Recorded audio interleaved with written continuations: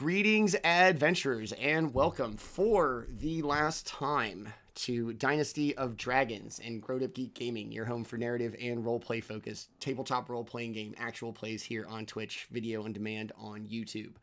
We are here, final episode, the grand finale of our high-level limited campaign, Dynasty of Dragons. We've been at this for months, ups and downs, changes, pauses, and yet here we are on the last night, trying to do this thing. Before we get to our big episode, we will do intros, a quick recap of the last session, and then jump right into our big finale. Come hell or high water, this campaign ends tonight. I'll start. I'm Manny at GrowedUpGeek on your social medias, Twitter, Twitch, Instagram, and YouTube. If you like what we do here, give us a like, follow, subscribe, high five, fist bump, consent given, pat on the butt. We love the support. Means a lot to us. You can catch us on about to go on hiatus pretty soon. Just a couple of episodes on Friday nights at 10 p.m. As we finish up Legacy of Blood, our Drow mini-series, as we round out the end of our 2022 shows and get ready to start our brand new 2023 shows. All videos are available on YouTube. youtube.com/@GrowedUpGeek. Give us a follow, subscribe over there as well. I think that's it for me. Let us meet our amazing cast and get right to it. Let's start with Eric. Tell us about Gib and how you feel he has changed over the course of your time in this campaign. Yeah, so Gib definitely entered this campaign and sort of this just turning point in his life fairly easy breezy, thinking he'd kind of go with the flow and just take things as they are, and trying to make some small changes, but never think that he was going to be thrust into such a huge kind of save the world moment. So I think over the course of this many weeks or months in game time that this has occurred, he's become a little bit more serious, a little bit more dedicated to what needs to be done, and is not ready to pull any of his punches tonight. He hasn't met Lady Gwendolyn in person, so he's not really sure how he's feeling in this moment, but given that everything that has occurred, he kind of feels like his options are pretty limited. But luckily, we have the light of Selune behind us tonight, so we'll be good. All right, so he says. Very good. Slide over to our paladin. Raz, tell us about Daemion, and same question. How do you feel he has changed over the course of this campaign? In the beginning, Daemion was really just kind of a drifter, bounty hunter. Just, he had his own overarching goals, but mostly it was just job to job. And he ended up getting wrapped up in what started as just another job and became kind of like, at this point, what feels like his life's mission. It became the stakes were too high, and he just had to devote himself entirely to this one thing, and it's been so long, and he is so driven by this one singular goal for so long, to the exclusion of everything else, that he's just being pushed along by momentum at this point. And I think the end is going to be very welcome for Daemion, whatever happens. All right. Awesome. Our soldier scholar, Nick, tell us about Banquo. And just like everybody else, how has he changed over the course of this campaign? Banquo has always been in it to sate a curiosity, and now he's hoping to finally get the biggest answers of them all, and so he is extremely excited and apprehensive and eager. And the way that he's changed is he has nary taken on a job for more than personal gain, not necessarily financial, but always some sort of gain. Whereas this one, he has passed the point of doing it for the personal gain, which he still stands to gain, but even if he didn't, he would continue. And that's a big change for him. Awesome. Last and not least, Tim, tell us about Umdar and how she has changed since first accepting this job to this moment, as we know, very near the end. Sure. So Umdar has developed in her idea of what the dragons really are, set out hoping to uncover them and bring the masses to worship them. And since then, she's learned that things are not quite as simple as that, and that the world is complicated, and her relationship with dragons has taken a turn that she didn't expect it would upon actually discovering them. So she's anxious to see this through and like Banquo, get an answer to why things are the way they are with these beasts, and ultimately hopes to change their fate. I'll see if she's able to accomplish that. All right. Fair enough. So again, that is our amazing group, who through everything we've been through, here we stand at the last episode, and I am so thankful and excited for everything that we've been through and still have yet to go through tonight. So that is the amazing cast. We'll do a quick recap. Last week, the party began, the 30th episode, in the midst of a battle between a guardian, the last remaining guardian, as well as the dragon of the last vault. Upon, I don't know, a case of mistaken identity, the party did what they had to do, destroying the guardian. However, the dragon was receptive enough to a quite persuasive argument from members of the party, as they were allowed to continue on their mission, heading to wherever the portal took them to finally face Illithrax. Upon landing at this place out amongst the stars, they were given two choices, two gates, two tests to prove their worth and their allegiance to Illithrax. The first, the test of strength, in which they were trapped in a room and fought creatures of other worlds to show dominion over their new army. And then the second, their test of resolve. They were sent to a beautiful, idyllic cottage amongst the streams, at which point they found the person who had sent them, their patron, on this quest in the very beginning, Lady Gwendolyn, accompanied by Harold, her trusty advisor, as well as two of the green-skinned bodyguards that always attend to her presence. They were told that they were expected, that there is still time left. And as they arrive and get their bearings, they are shown to a seated woman that they see from behind, cloak over her head, facing out towards one of the streams. And with that, Harold is going to clear the path, put their arm out, showing you the way. We've been expecting you. There is still time, but not much.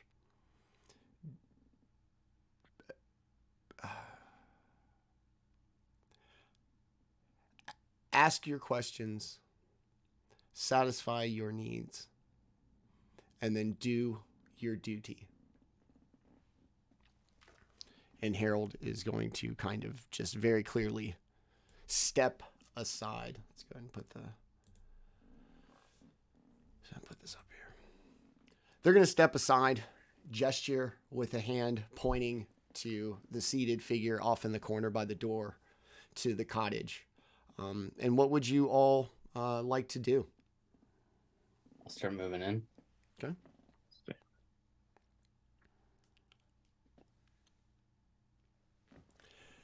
see what this bitch has to say, I guess. Yeah. As you make your way, the green-skinned bodyguards follow you, make no change of stance or threatening manners in any way. And Banquo and Daemion, as you get closer, you remember the confident yet aloof person that you had encountered who had hired you, you feel like had deceived you at times. And just the posture and the kind of positioning of somebody clearly knowing that they have power. That is not the case this time.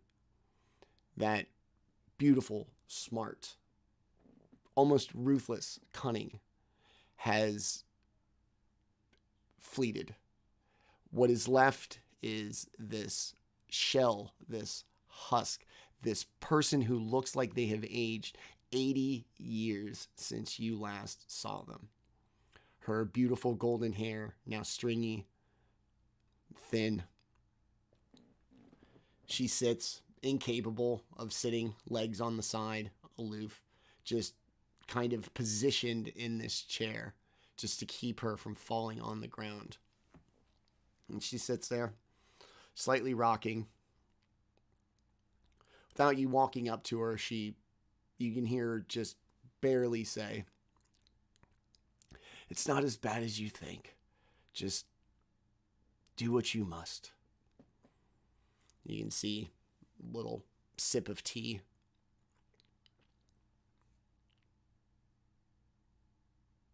What do you think it is we must? You're here to prove yourself to him.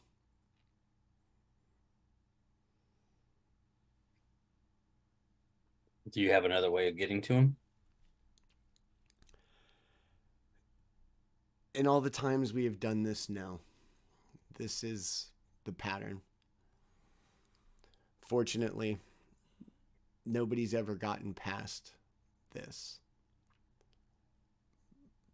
My true nature does not allow for me to go gently into the night.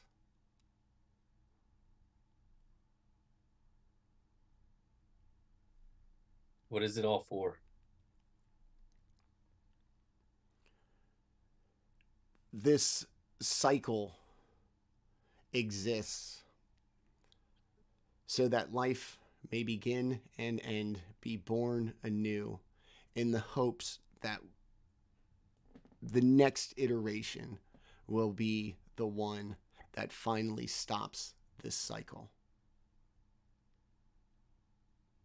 We fight because we choose to, because it is our nature to not be consumed.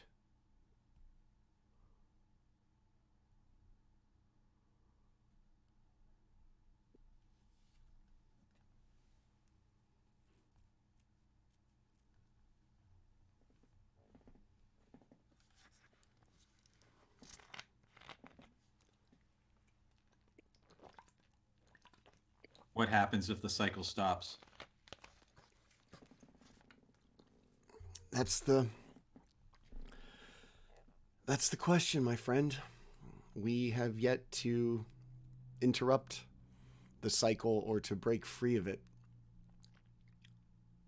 We only know what happens when he wins.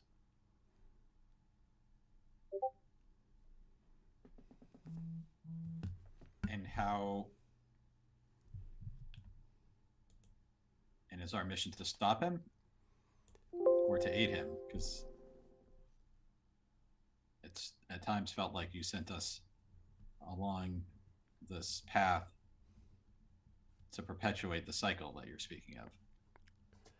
Every step you have taken is a step in a cycle taken by many before you. Are you truly... Sorry, go ahead. I brought you together as I have brought others together over the years, every time with the genuine intention of ending this cycle. You've come further than most, but none have succeeded. And if you fail like all others have before you, in thousands of years, I will once again begin gathering groups to break the cycle.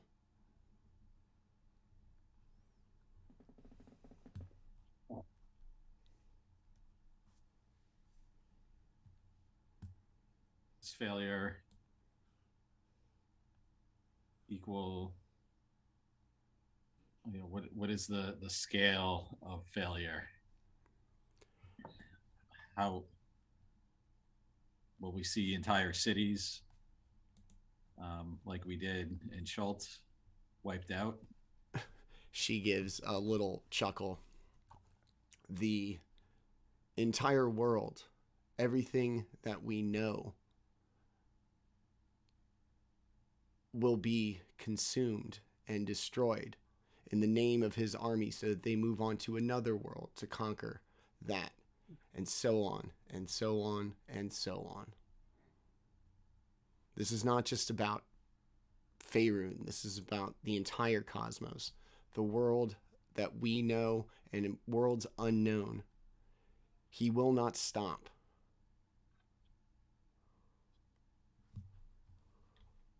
Say this as an aside. Are you guys believing any of this shit? As much as I ever believe anything that she says. Yeah. It's more, does it align with what her motive seems to be? If yes, maybe truth. If no, definitely a lie. Tell you where I think the lie reveals itself. The entire world is going to be wiped out. How is it that she survives to recollect adventurers? I think we've gathered makes that sense. she's a little more than meets the eye, aren't you? And she turns to Banquo over your shoulder, and for the first time you just see it looks like just waxy flesh just pressed over this human form. These kind of stringy, almost like tendrils from the corner of her mouth. You've always been very smart, Banquo, and I imagine you the same have noticed or believed something about me being more than I appear. And of course, it is true. I do not attain the power I do as a mere mortal. I do not keep the company that I do as a mere mortal.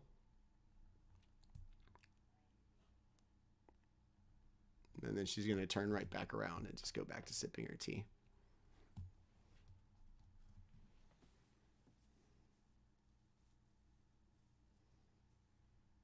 You can't stop this thing on your own.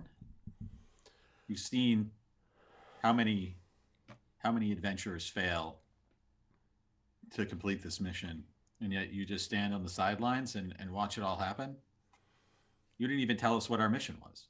You sent us on this crusade without a full understanding of what we were up against, and now you expect us to succeed against these incredible odds you're explaining? I didn't believe these guys earlier when they told me you were up to something, and I'm glad that I turned my back on you when I did. You're gonna see put her hands on the armrests and just struggle to get up. And this like impressive physical form, the same robes and attire that you've always seen her in, just hang off of this stickly frame of this once, pretty majestic person. I lack the strength to do most things now.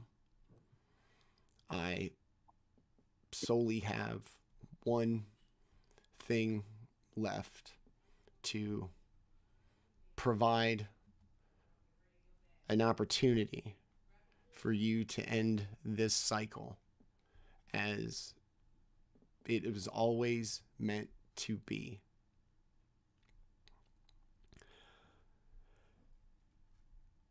We don't have much time before his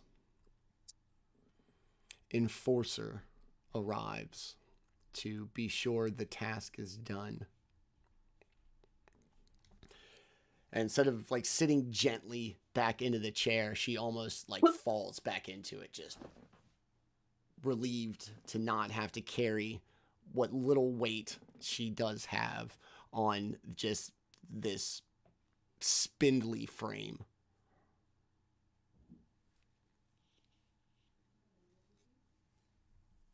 You're as pitiful as they told me you were. Perhaps.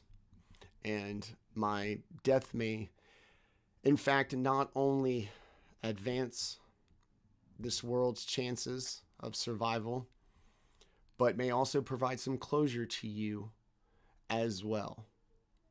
And if so, this world, your resolve, your purpose will be all the better for it. Is that an invitation?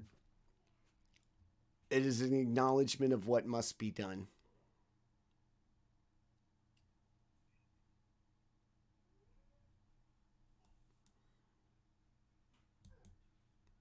Well, Doesn't so when sound you've like we been have much at of a this choice. for, light knows how long, how do we survive this?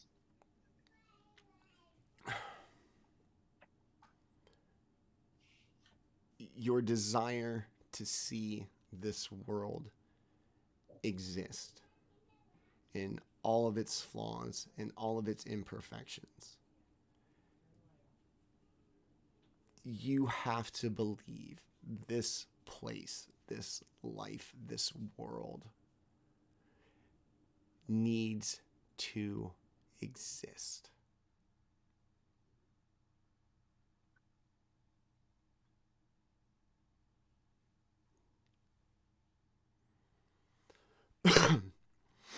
Now, if there's nothing else, just indulge me for a moment. She's going to stand up and she's going to turn around, put all of the weight on one of the armrests of the chair. Gib, I brought you here because I knew the enemy that we faced from beyond this world amongst the cosmos, and only a devotee of the most benevolent God of that body could persevere.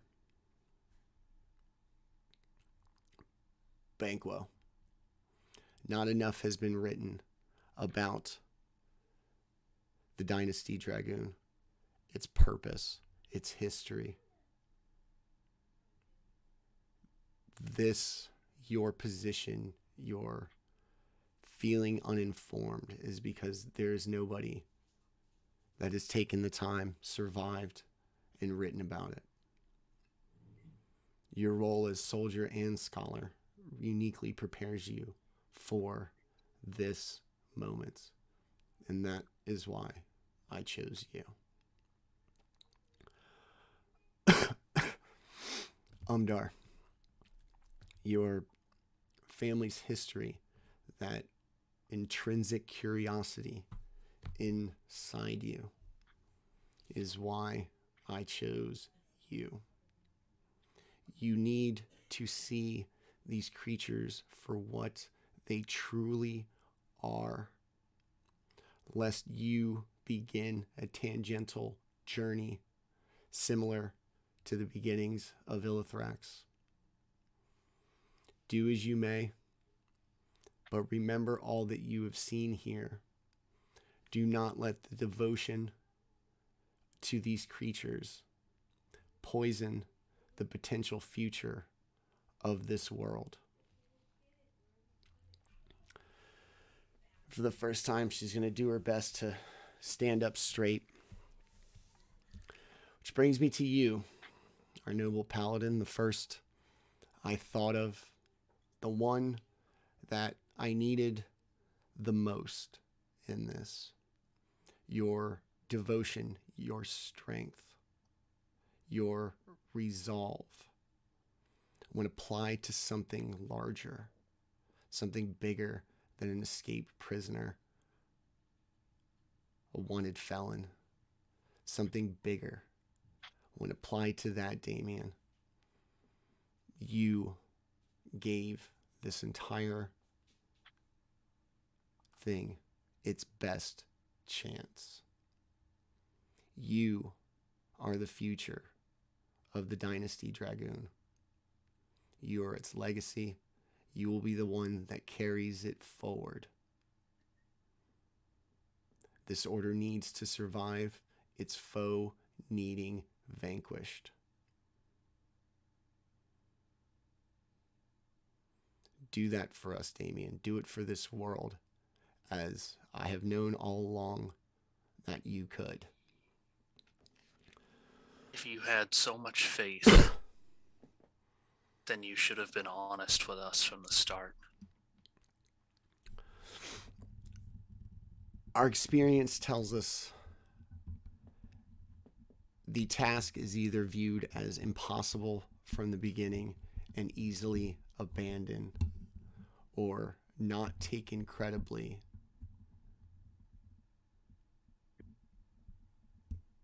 We needed just enough to keep you involved and to keep you going before we knew your commitment was true and that you could handle the knowledge doled out bit by bit like any good lesson. I'm sorry I failed you in informing you.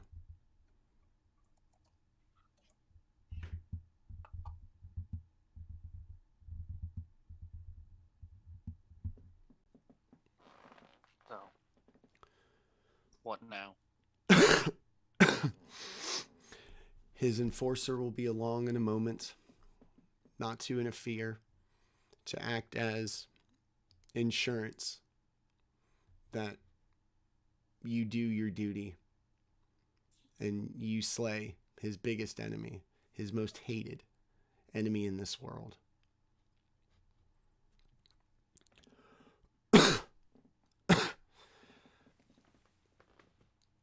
This otherwise cloudy day, but with rays of sunshine poking through the clouds. Over everybody's shoulder, you're going to notice just this giant shadow just kind of appear and begin to loom. This whistling sound, this trail of fire coming from the sky. And just boom! Big enough impact to give everybody a jump. As this monstrous creature, appearingly made of rock, solid body, wicked grin, imposing aura, makes its arrival in the water.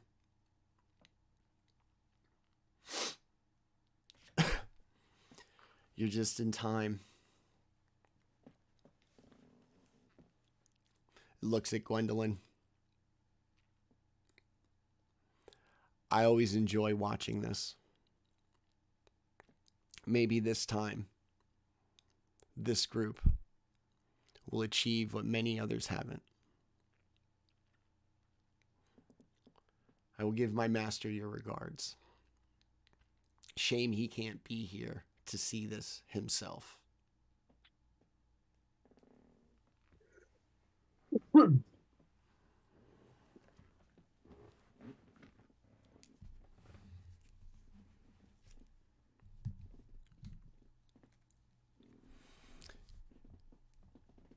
She stands up a little straighter, looks at you all. If there is nothing else, I wish you the best of luck in all that is to come. This world needs saviors. Be those saviors. Strike me down. Let it see for its master. And then finish the job. Do not let Illithrax come to this world.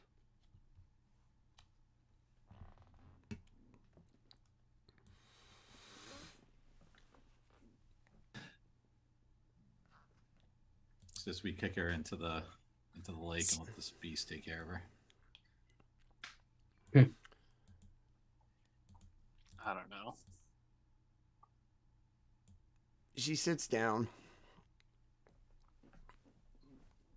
twists, jerks, turns.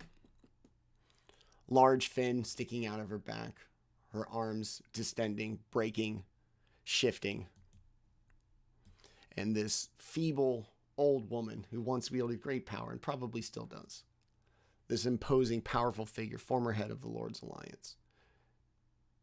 The sad, sick, just shell of a person that they once were.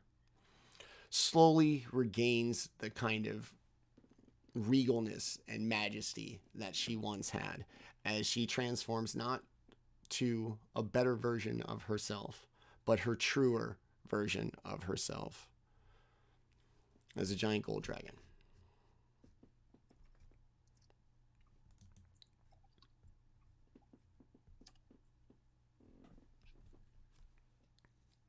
The Astral Dreadnought gives a little chuckle.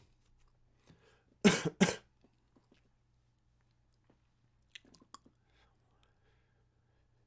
a shame, Gwendolyn. I really hope these get you.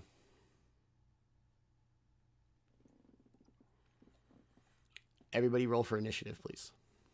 Mm-hmm.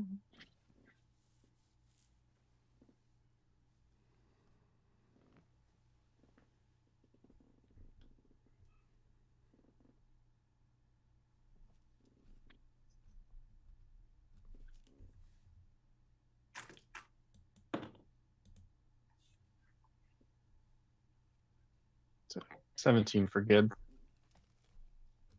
Okay. 22 for Umdar.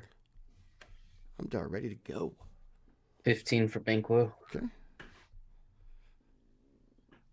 Daemion, we feast or famine today? He got 24. 24. So feast it is. Gib, use your own vigilant blessing for that. Oh, I did not. Sorry, what did Umdar get? 22. Get one more, see if I can get a little higher. Oh, I did. 18. Might do one on Yeah, I ended up rolling an at 20 on that one. Nice. Appropriate. You've only been waiting since session 1 to knock this bitch down. Everybody move. I am going first. What? She transforms into this dragon, and this just frame, once again, kind of regaining the awe that she obviously, a form more reflective of the power she actually wields or has wielded in time. This dragon looks immaculate. Its scales shimmer in the rays of sunlight. It looks vicious. It looks spry. And just as it turns, it gives a look and a roar at the Astral Dreadnought before turning to you. I am but one of the last tests. Excel, believe, this world must exist. And she gives a big roar. And Daemion, it is you.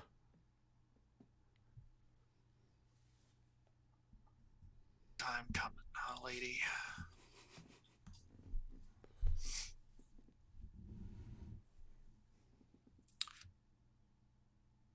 It's, we're all nice and grouped up. That, like, never happens.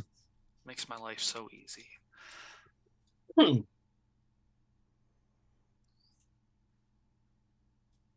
Yeah, gotta do my paladin duty and put myself between the bad thing and the buddies. I would say she just hyped you up.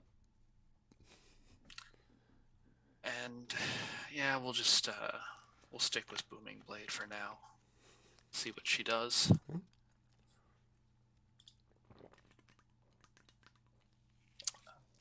Great. 18. To hit?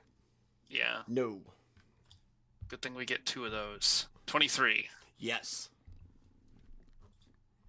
Strike me down, Daemion. Do you need any damage types today? Fire is the only one that is an issue. Yeah, I had a feeling it might be, but I don't Mhm. really fuck with fire too often. Okay. 31 damage. Okay.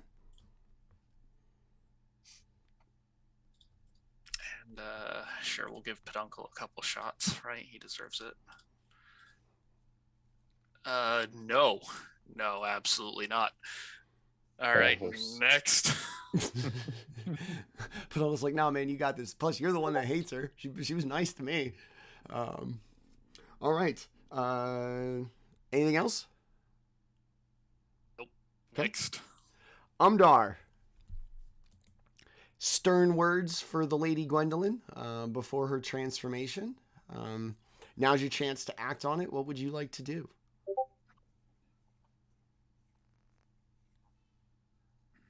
Sure. Feeling as if her purpose for the last, I don't know, weeks, months, has been torn from her.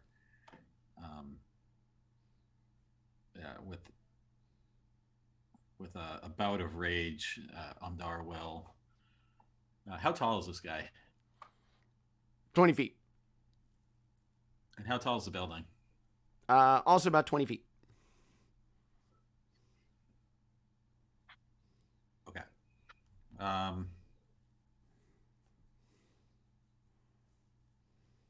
Umdar's just gonna come around and swing with her traveler staff. Shit, 17 to No. hit. She expertly Second picks up like a attack. leg and moves it out of the way. 26 to hit. Yes.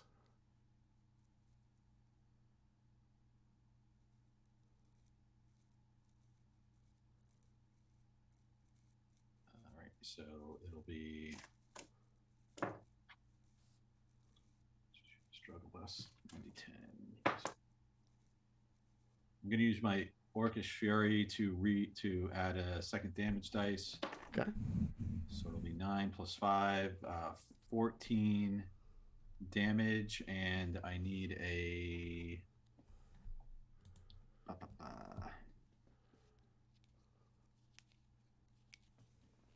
do we call this thing? Stunning strike check. So a Constitution saving throw.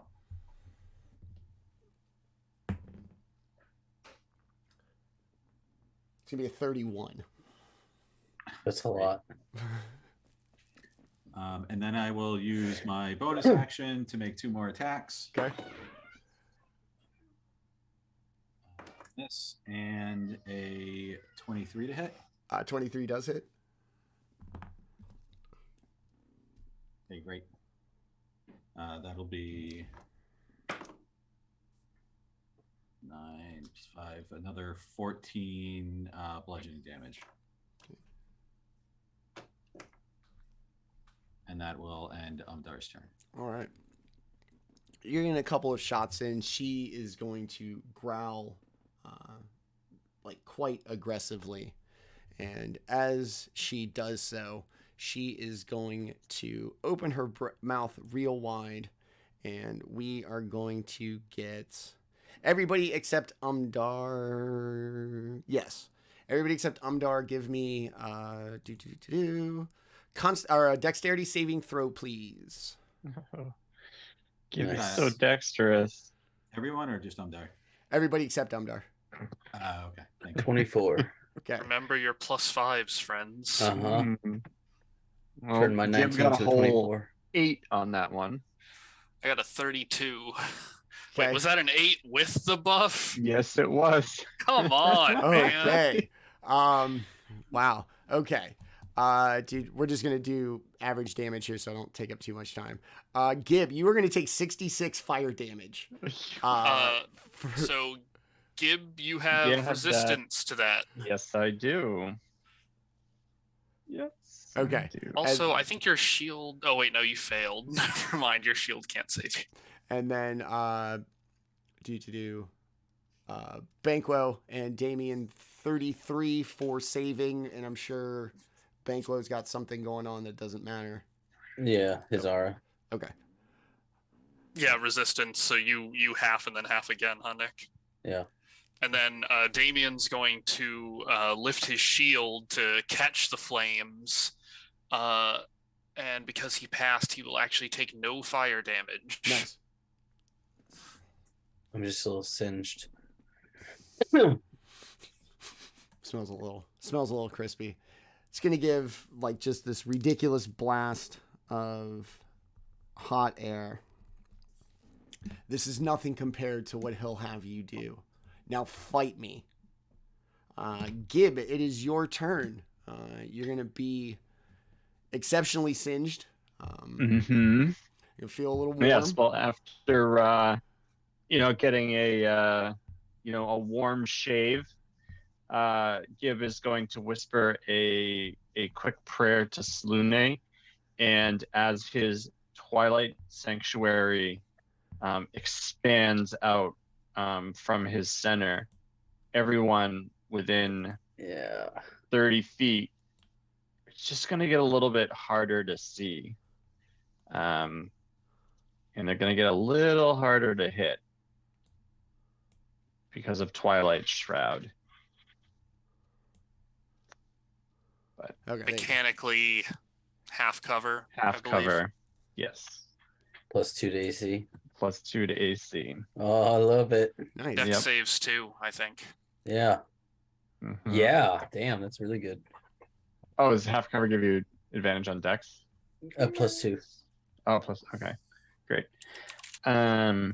Yeah, and then he did that, and then he is going to bonus action shift as well, and totally, grow back some hair in his werebear form.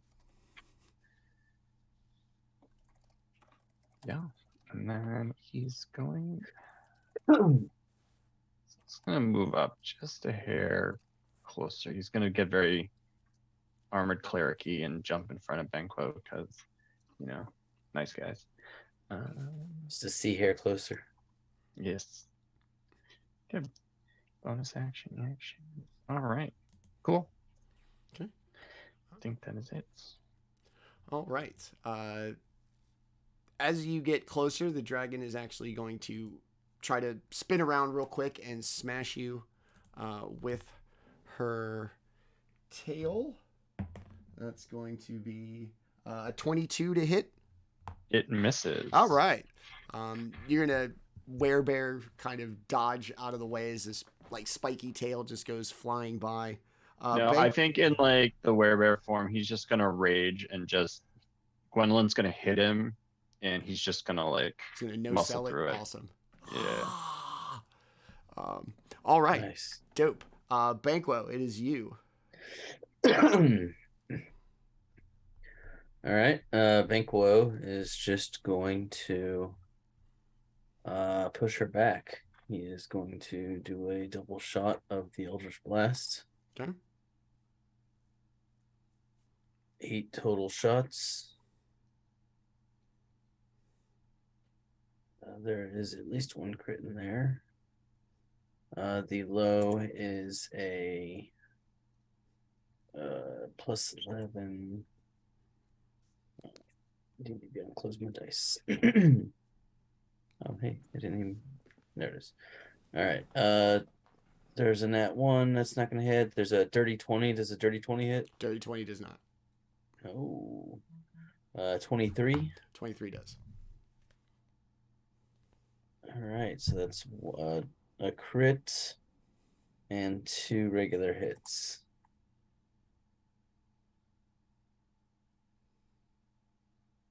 So that'd be this plus 15. 26, 36, 41 force damage. Total. And she'll be pushed back to, 41 total. Okay. and she'll be pushed back 30 feet. Okay.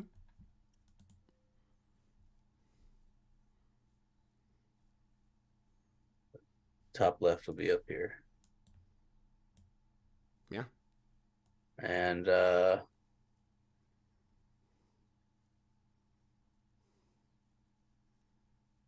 get behind total cover, and that'll end my turn. Okay. Get your temp HP. Yes, I will. As what does it look like? Like fog, cloud? What's the kind of obscuring? It is just darkness. Okay. Like twilight. Maximum temp HP. So out of this 1d6 plus 17. out of this kind of darkness, these eldritch blasters is going to fly out. The astral dreadnought, you're going to hear like audibly chuckle as it just keeps, as Gwendolyn just keeps getting hit, knocked backwards, the pain registering on her face. These champions of Illithrax may actually defeat you, Gwendolyn. How does that feel? She's going to kind of shake it off, make her way back, and just beat her wings hard.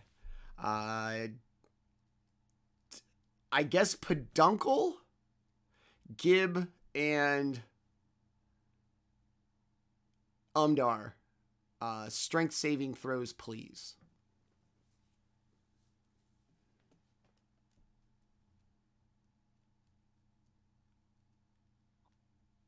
So 22. Okay. With Daemion's aura. Peduncle Double got a checking something quickly. 14. Okay. And then Umdar.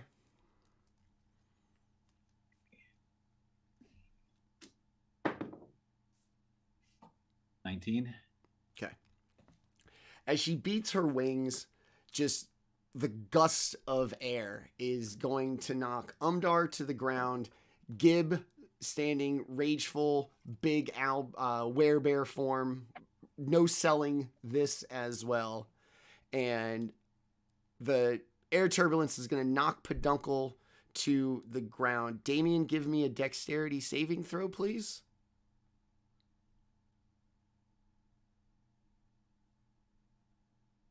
Nice. 6. What is it? 26. Okay. As Peduncle goes crashing to the ground and is knocked prone, you're going to be able to jump off, land on your feet unaffected. Umdar, you two are going to be knocked prone by the beating of Gwendolyn's wings and the force of the wind that it generates. See that? Daemion, it is you again. Or you at the top of the order. All right. We'll get Peduncle off the ground. And put our mithril blade away. And then in his hand, he's going to summon a blade of shadow.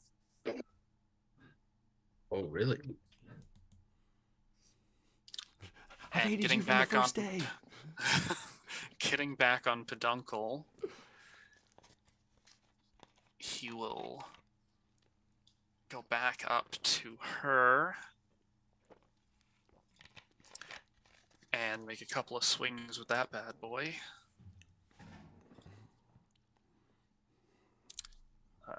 27 Yes. and 26. Yes. All right. Let's do some new damage. Those could have been better. Oh, but that's plus 10. Sorry, I haven't done this in a while. 22.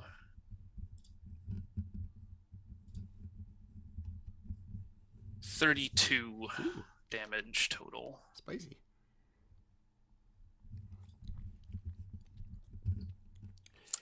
Yeah, I guess Peduncle take a couple shots too, maybe. Okay. Nope. Those are both nat ones. Damn. Peduncle's like, leave me out of this, bro.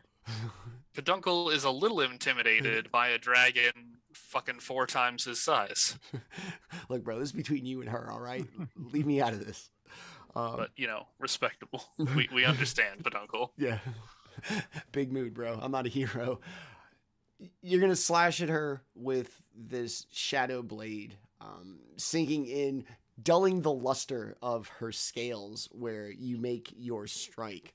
This sizzling sound against her, almost like actual metallic scales. And off in the distance from beyond the darkness that Gib has cast, you hear the deep, satisfied chuckle of the Astral Dreadnought, enjoying every moment and every strike against his master's nemesis. Daemion, anything else? No, not this turn. Okay. She real quick is going to try to spin around real quick and hit you with a tail attack. That's going to be a 30 to hit. And you are going to take 15 bludgeoning damage, Daemion, as she's going to clip you with her whip-like tail. Umdar. Sorry. What was the attack roll? 31. Fuck me. You've got temp HP. Oh, I didn't roll that. Shit, good call. Okay. Was it plus 17 now? Correct. Wow, I got max too. Sweet. Sorry, how much damage was it? 15 bludgeoning damage. 15 bludgeoning. Right. Okay. Got it. All right. Umdar, it's your turn. Okay. Right. So Umdar is pretty happy with the tactic that she's using. So she's going to get up close and continue with the wacky whack with her Staff of the Traveler. 20 to hit. 20 does not get it done. Okay, she is getting a little frustrated with her staff bouncing off of this thing's golden hide, so she will attempt to acid attack with a augmented breath attack. Okay. Which will create a 60-foot cone that will totally encompass the dragon. I don't know if I might end up hitting one of the bodyguards in this. If they're just standing by, I'll direct it so that I don't hit them. My beef ain't with you, sir. What's that? My beef is not with you, sir. You're Yeah. just here doing a job. And that will be a dexterity saving throw, or take for half damage. 22. Okay, so it'll be half damage on 4d10. So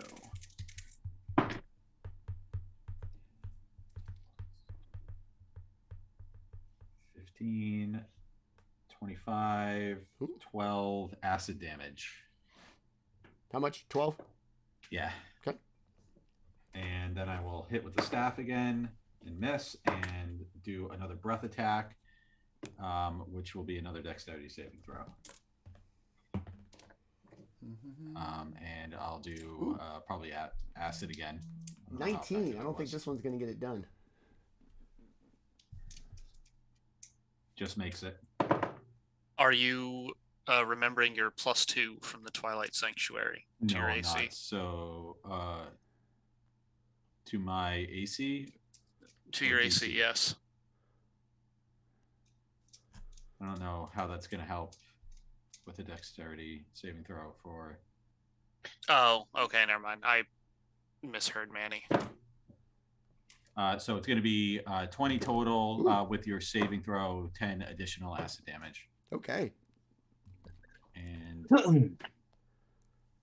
Umdar is gonna stay where she is. Yeah. End your turn. All right. Having been struck by Umdar and having her stand right there in front of her, Gwendolyn is going to slash at you twice with her claws for a 30 and a 29.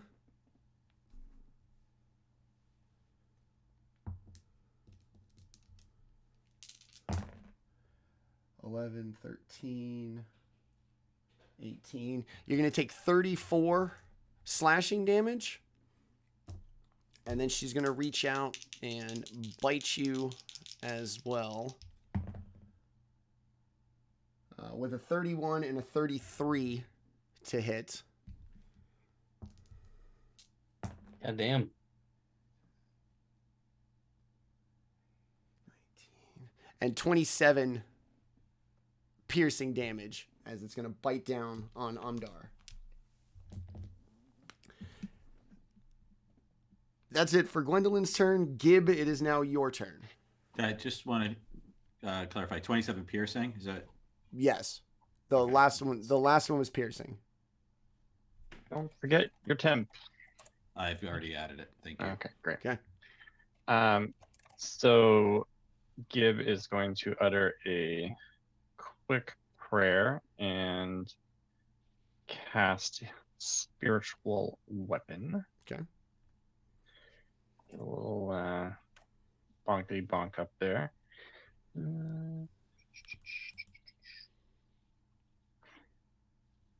don't really have anything cool.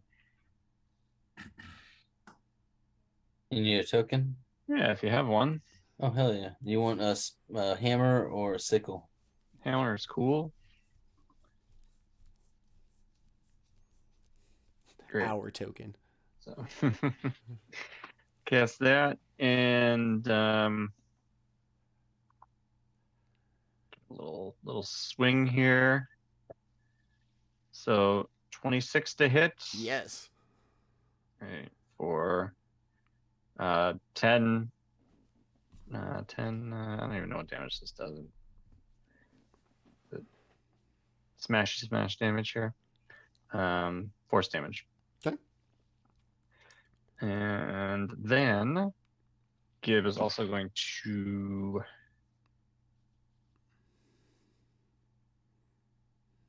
raise his hands up in the sky, offer a prayer to Sune, and cast Moonbeam. Okay. At third level. Sounds lovely.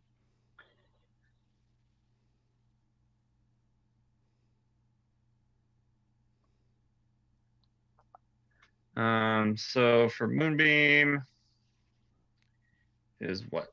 A Constitution saving throw. And you know, if she's a shape changer, she makes it with disadvantage.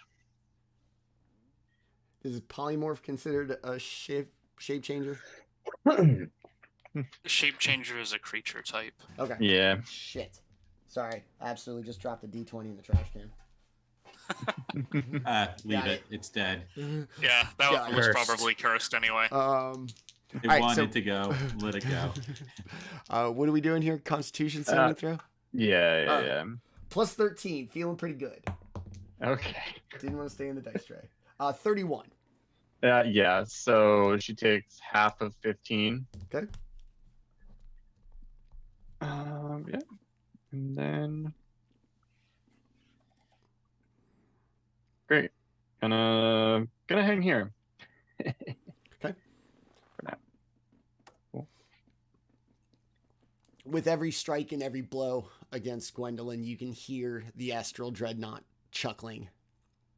It appears as if this party of adventurers, Gwendolyn, has truly seen the greatness of Illithrax and intends to destroy not only you, but this world. Our master will be thrilled. The dragon, once again, is going to take 2 A big tail attack at Umdar. It's gonna be a 23 to hit. Give me I'll some. yell out. You couldn't hit the broadside of an Umdar, and use my cutting words, and roll a d12 to see if I can. Hey, 12. So it brings it down to an 11 to hit. Huh? Miss. It distracts her. Well, not liking the implications of the word broad, she's still appreciative of your. It's the implication. Banquo, it is actually your turn. Oh, nice. I get my reaction back.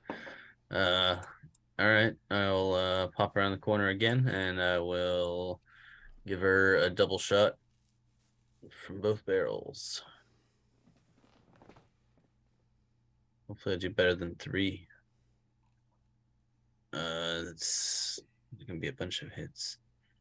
So there's 2, 3, 3 are all gonna miss. Does a 21 hit? 21 does. Okay, so 1, 2, 3, 4, 5 hits.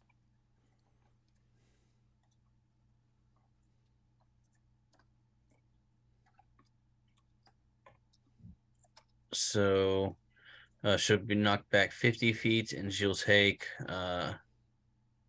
55 force damage. Nice.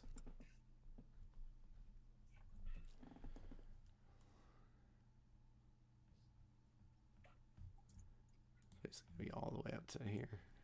Yeah, way up there. And that'll end my turn. I think I still have all my temp HP. Yeah. Does that trigger Moonbeam since I moved since I didn't move? I moved against my will. I don't think No, so. and you have No. to move into it, not out of it. Yeah. Okay. All right. So nothing. I'm just backwards now and minus 55 hit points from the Eldritch Blast. That's it. Yeah. Yeah. Okay. And being about to be hunted down by an orbital ion cannon. Okay. And that'll end my turn. All right, Banquo. It is the dragon's turn. It's gonna stay put on its legendary action. Dragon legendary action. All right, back to the top with Daemion. Yeah, suddenly there's a dragon way the fuck over there. Hey, get back here. This is not how he expected things to be on his turn. Daemion gives a shitty look to Banquo. Bro, all the way over there. Shoot her. It's like after all these years hanging out together, it's like now you're angry that things get blasted away. Yeah. It's kind of my shtick, man. Shoot her. Should we take this time to figure out if we really should be attacking her instead of this fat dude that's hanging out over here? And he make sure to like emphasize the fat part in that guy's direction. All right, let's not antagonize the thing that we are trying to convince is our teammate. He's our he's our train ticket to. Yeah, I mean, fuck. As much as I really just want to like huck a shadow blade at her, it would not be the best expenditure of my turn. So I guess we'll leave the aura. Yeah. No, fuck that. No, we're gonna give a snide little look over to Banquo, like, oh, look at me, I can Eldritch Blast, and then we're gonna cast 2 fucking Eldritch Blasts at the dragon. Quick, who am I? Boo, boo, boo. Yeah, that's basically the gist. Mimicry is the highest form of whatever. Let's see, that's a 28 to hit. That one's a crit. Shit, let's just roll the damage on that one. Like, wow! The crit deals 24 damage. Okay. Nice. 14 on the first one, so that's already fucking 38 damage. I've only rolled 2 blasts. Dude, that was a good 25 Eldritch to hit. Blast. 25 does hit. So that's 8 damage. 18 misses, I believe. Yes. All right, so that's the first Eldritch Blast. You got all that? Okay. All right, round 2. Nat 1. Nat 2. 22 Yes. for 14 damage. Okay. And 17. Okay. I think I got 60 from that. Yes. The first 2 were empowered by fucking spite. He was like, oh, look, I can do that too. Pew, pew. Looking, But he was too busy. looking Banquo dead in the eyes. You blast Yeah, him. that was the problem, is like after the first couple, he kind of lost his aim a little bit. He was too busy, like, sneering. I will allow sneering as a free action. All right. And Peduncle will snort derisively. That's right.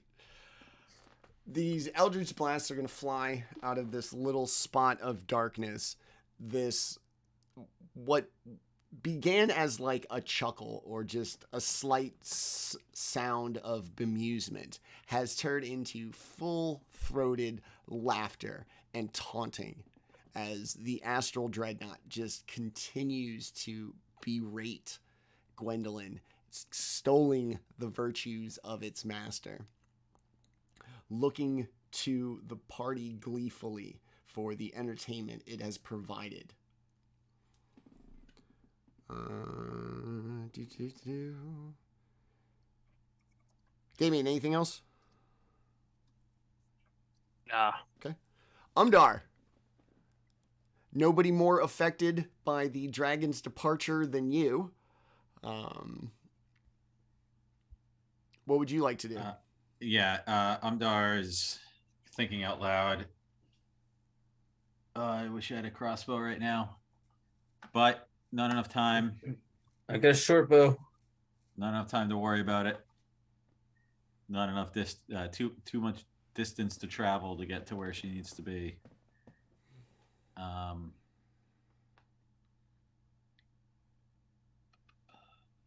right here. I got a short bow. Maybe let's see. Can I do this? 10 feet, 40 feet. Oh yeah.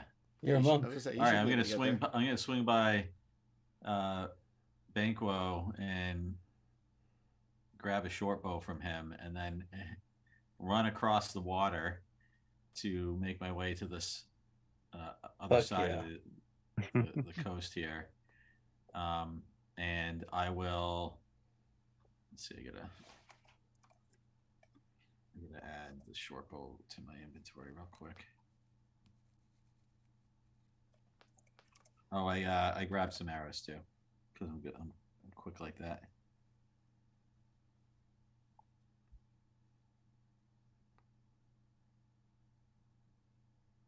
I'll put away my staff. Go over to actions, short bow. Okay, I will fire a short bow bolt. Okay.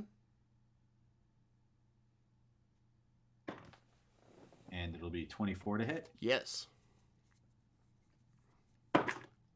for 7 piercing damage. Okay. I will follow up with a second attack to shoot a 90-foot-long line of acidic goo at the dragon and force a dexterity saving throw.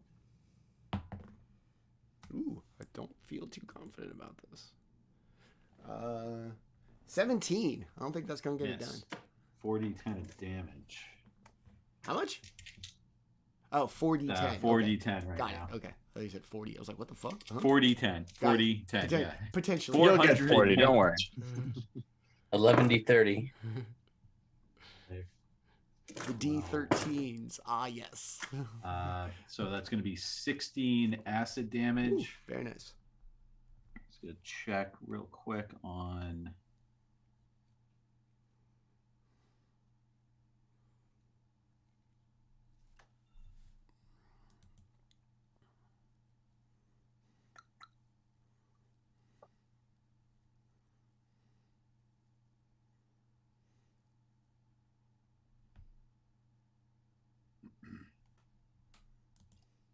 Damn.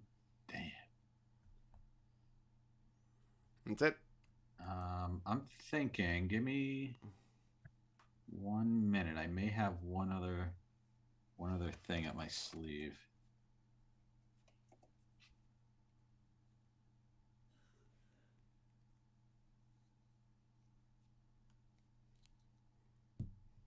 I'm gonna take the dash action and come back within my friend's aura. Skip Okay. back across the water.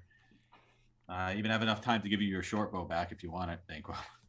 You hold on to it. Okay. I feel like after those hits, Umdar's like literally skipping across the water.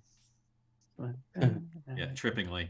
But you're not sure if she's crying at the fact that she has to kill this dragon or if she's just splashed water on her face. She doesn't look happy. It's raining. All right, that's it.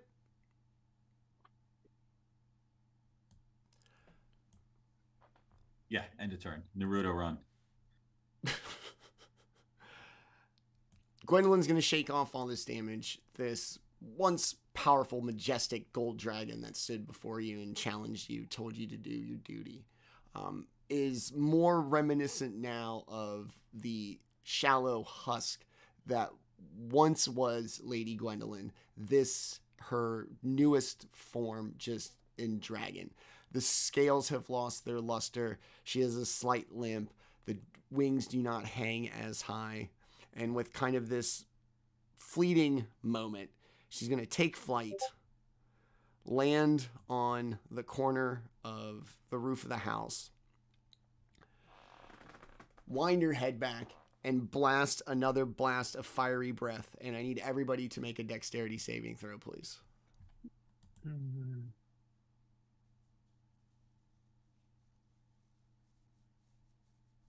22. Oh no, 24 because of the half cover.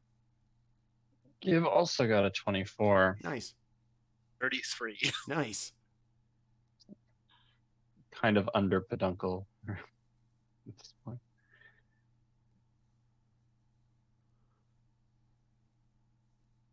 Sorry, I'm about to fail this, so I'm desperately searching my character sheet for anything. Tell us what you got. Yeah. Sure. The total was a 12. Oh, Even with the +5 and the +2? Jeez. Oh no. You can with the spend a key point to re-roll it. Yeah, that's what I'll do. Thank you. Diamond soul. I knew there was something there. I just haven't used it very often. 23 plus 5, 28. So 30. 30. Much better. Thank you. everybody, before whatever damage mitigation for all saving, you're all going to take 33 fire damage before whatever personal mitigation you may have. All right. Let's see, so the monk takes 0, the paladin takes 0. I think take Gibb 16. should also take 0, right? Yeah, You've yeah. got the same shield I do. Yep. Mm-hmm. I take 16. Did you fail? No. No, you saved. Then you pass, and then you're in the aura. So 8? No? Oh, I thought it was 33. And Yeah, then it I is. passed. So So 16. Yes. Oh, okay. My bad. Yeah, before Okay. mitigation. Then yeah, even better. Okay. So Banquo got a little tickled, but Yeah. Is it warm in for here? once, we all just got to look at a dragon and be like, "The fuck was that?" My erotic candles do more damage than that. Ouch. Okay. Just gonna- the girls' hearts, right? I'm going to take 3 psychic damage from knowing that. All right. You can see this creature hanging on to the kind of last vestiges of its existence as it blasts this fire breath down on you. And in your capabilities, your reaction, your resolve, everybody manages to essentially get out of the way. Gib, it is your turn. Yeah, so Gibb's gonna move the moonbeam Okay. right onto the dragon cob. And then bonus action things. Oh, actually, she's close again. I can move my spiritual weapon. So it's 20 feet, and I think we get that right. Yep. Spiritual weapon. So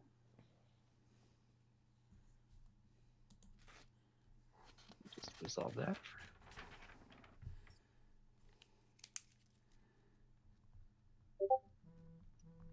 $23 to hit. Yes. Or 6. Is it 4? I keep forgetting. Force damage. Okay. I'm good. So yeah, when Dear Gwendolyn starts her turn in the moonbeam. All right. That's gonna be it. Yeah. Banquo, it is you.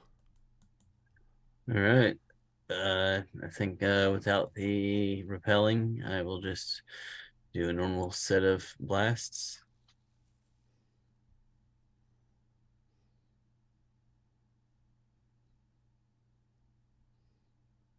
Let's see. That's not gonna hit. Does a 22 hits, right? 22 does. Does a 21? 21 does. 1, 2, 3, 4, 5 hits.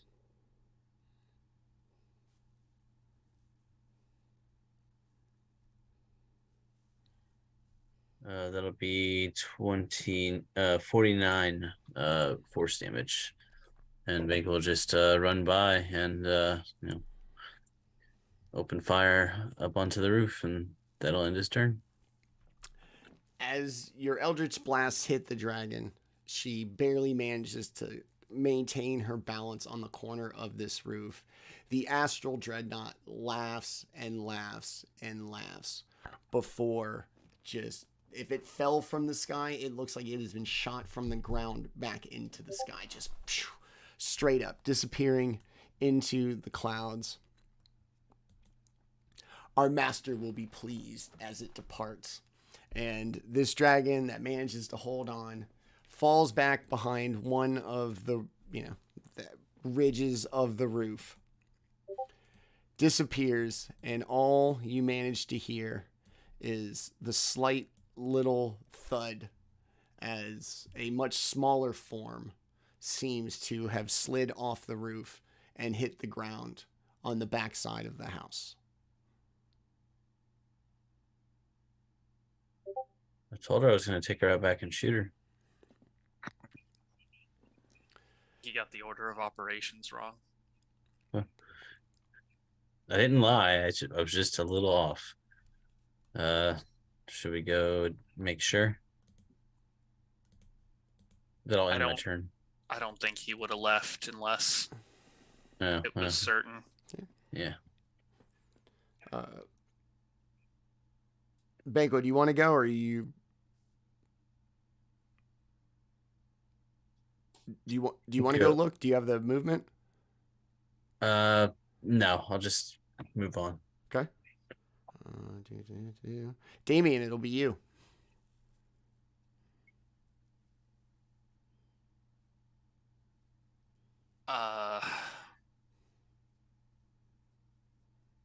Shit, I mean, everything else seems to be gone. Yeah, might as well, I guess. She just fell around the corner, I guess. Yeah, like off the backside of the house. Go look for a body. You see bits of gold fabric hanging from the roof and the gutters of the house, and a small little pile of bright gold fabric in the ground. In it, an even smaller, frailer, more sickly corpse lies. Parts of her skin completely modded off, with visible metallic skin underneath. And she lies there, and around her neck, a glowing pendant.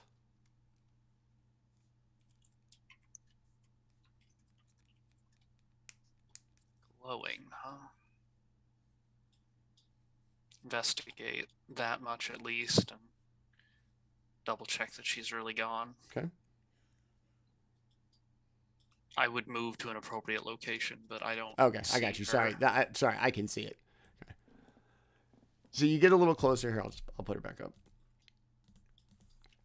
And as you go to kind of touch the body, it almost like falls apart in such horrible condition it is. It just kind of slumps out of its natural kind of positioning as it looks as if this body is withering away before your eyes.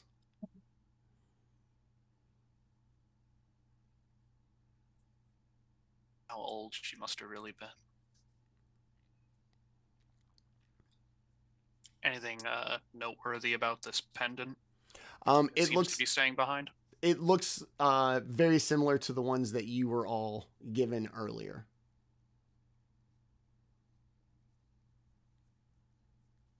The little, was it, box of light? Okay, yeah. The transportation type Yes. device. Oh, yeah, grab that. Yeah. Okay. Guess we'll have to figure out where this goes. Do that and sort of nod my head before turning and going back. Okay. Well, she's gone, whatever that means.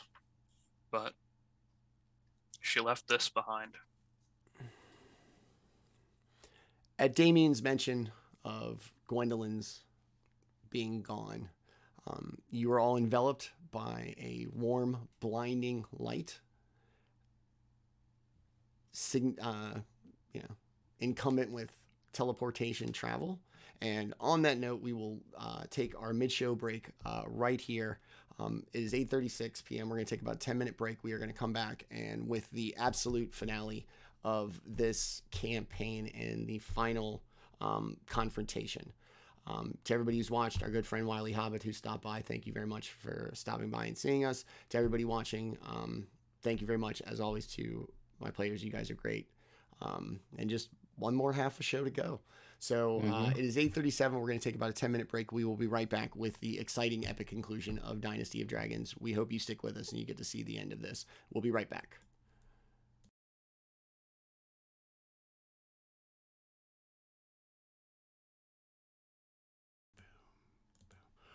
All right, we are back from our real life short rest, ready to take on the finale of our campaign. So before we went to break, the party set out, passed their final test to show their resolve, strike down Lady Gwendolyn, not only in the name of attempting to seem to be on Illithrax's side, but also for perhaps a little bit of personal catharsis for each of the characters for their own particular reasons. Upon doing their duty, their task set before them, and finding Gwendolyn truly dead, they're once again overwhelmed by the enveloping light of their teleportation. The warmth, the bright light, and as the distance covered passes behind you, and you arrive at where you are meant to be, the first thing to hit you is this overwhelmingly acrid, astringent smell. It is noxious. Your eyes water. Your noses burn. Second thing, this overwhelming heat and humidity. It is literally steamy in this room. A bubbling can be heard, large, big, viscous bubbles heard from points all around you. And as you come to, you once again realize you are out in space on a very similar rock in a very similar room to one you've been in not countless times, I could count 6 times before, as you arrive in this last and latest dragon vault.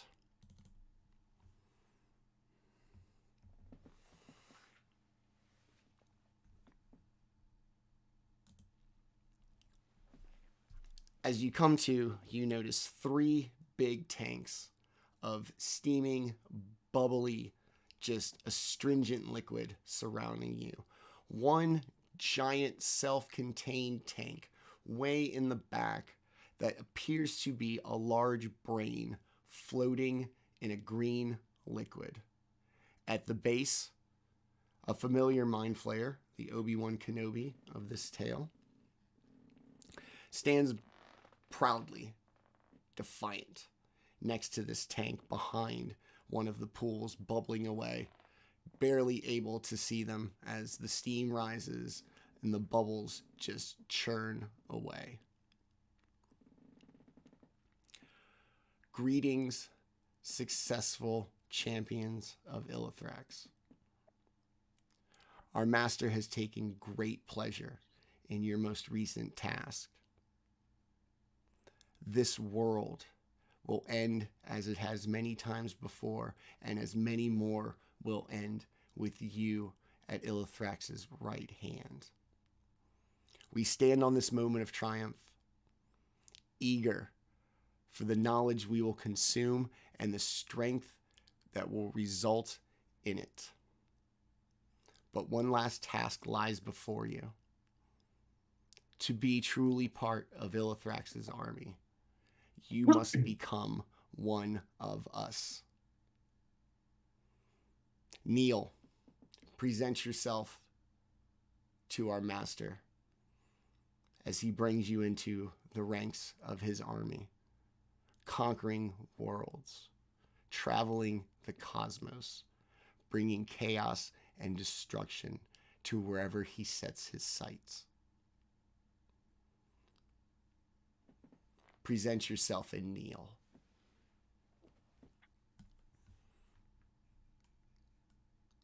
It's just going to kind of float its way over in front of the tank and make a gesture before it, kind of signifying where it would like you to line up.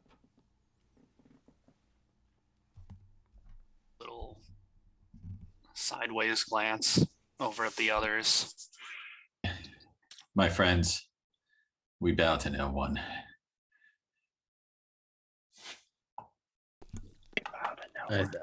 I'll turn to Daemion and I'll say, I think it's just about time. You? Don't you think so? We can see inside the tank, yeah? Yes. To an extent, yes. It is a nebulous... You can't see sharp details, but it probably doesn't take too much of a genius to figure out what's in it. Which would be... Give me an investigation or perception. Dirty 20. Okay. Surprise, surprise. It appears to be the form of a dragon. Yep. That's about what I thought. So, fellas, what do you say we all go verify that Illithrax is in that tank and we walk right up to it right now? I'll line up for that, but not whatever this guy has in mind. That's what I was thinking. In mind flare.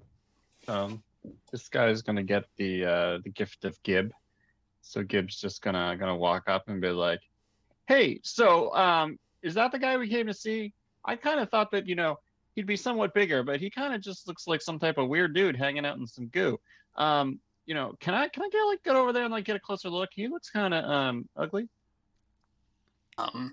As soon as Daemion has sort of ascertained that we have reached Illithrax and he's looking at him, he's just going to silently kind of mark him, both with his Hexblade's curse and as the target of his vengeance. Okay. I also will Hexblade curse.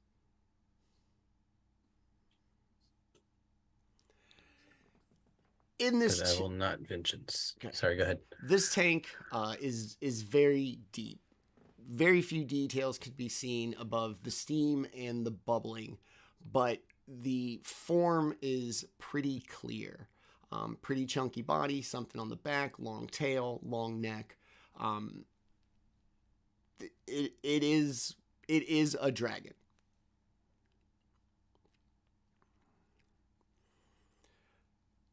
What do y'all say, folks? Should we set it off?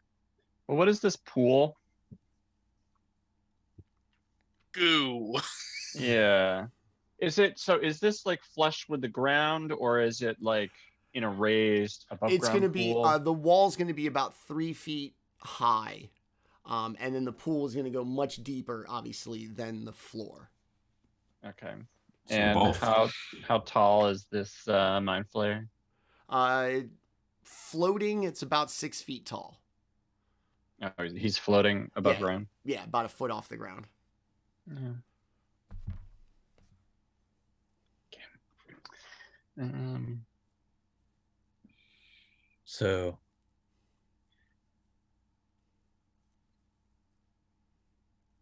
So this is it, huh? It's not even moving. The mind flayer looks. You have made a wise choice. Illithrax has yet to be defeated. You will add to the countless worlds we will devour in his name. Behold, Illithrax the Iconoclast, the destroyer of worlds. Bubbly's going to get all intensive, really steamy, and that bubbling from underneath that, typically signifies the movement of something very large. And you're going to see it. Everything's going to kind of get really churny in the water. And slowly but surely, you are going to notice a large dragon form. Tendrils out of its back and its mouth, seemingly connected by some manner to the being in the tank behind it. As an elder brain dragon emerges from the goo. Behold, our master, the destroyer of worlds. Kneel and take your place at his side. Fat chance.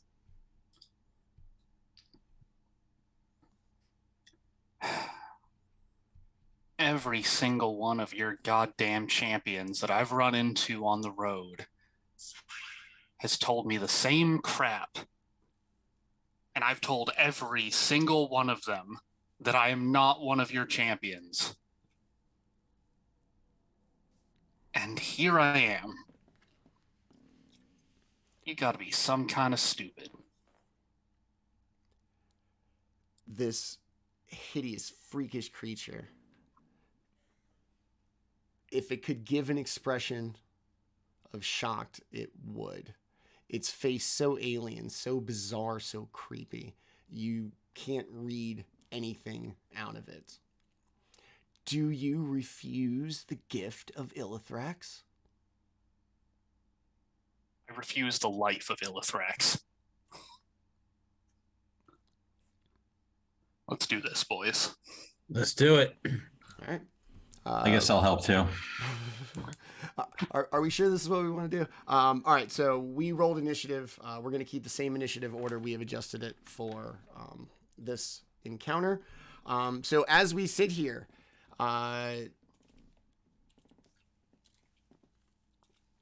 Elder Brain Dragon emerges from this liquid. You all stand there. The Mind Flayer, expressionless as they're wont to be. As this thing plies out your words and your refusal at its gift, baffling one of the greatest creatures in creation. How could you not want this power bestowed upon you? And with that, with his curt words and desires to get to it, Daemion, you will be first to act. About goddamn time, huh, boys? Fuck this guy. Light him up. Give him the full frontal. Come on, man.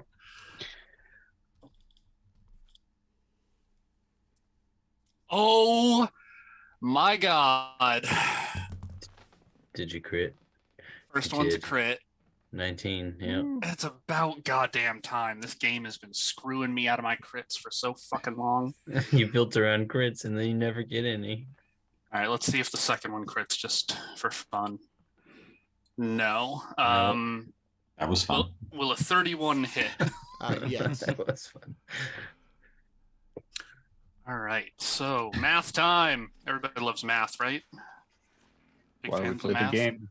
Do some numerology for us, Raz. Theatrics All and right. mathematics. Oh God. I dropped the D4 earlier, and now I have to go find it. It's too dangerous. Yeah, that's a safety risk. What Yeah, level of that is absolutely now Tim's problem. Fourth, Nick. Oh yeah. I've been holding on to that slot all Yeah. goddamn day. Yeah. It's time. Damn, that's 5, 10. I don't think this creature is a undead or a fiend. 16, No. All right, so that's 18 D8. 5 more D8 right now, which is what, 40? Yeah. All right, so that's that part.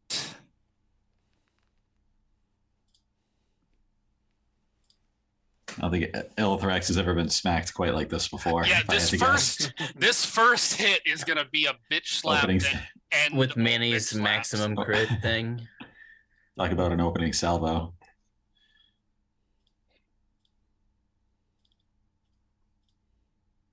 I got up to 18 D8 before I lost count.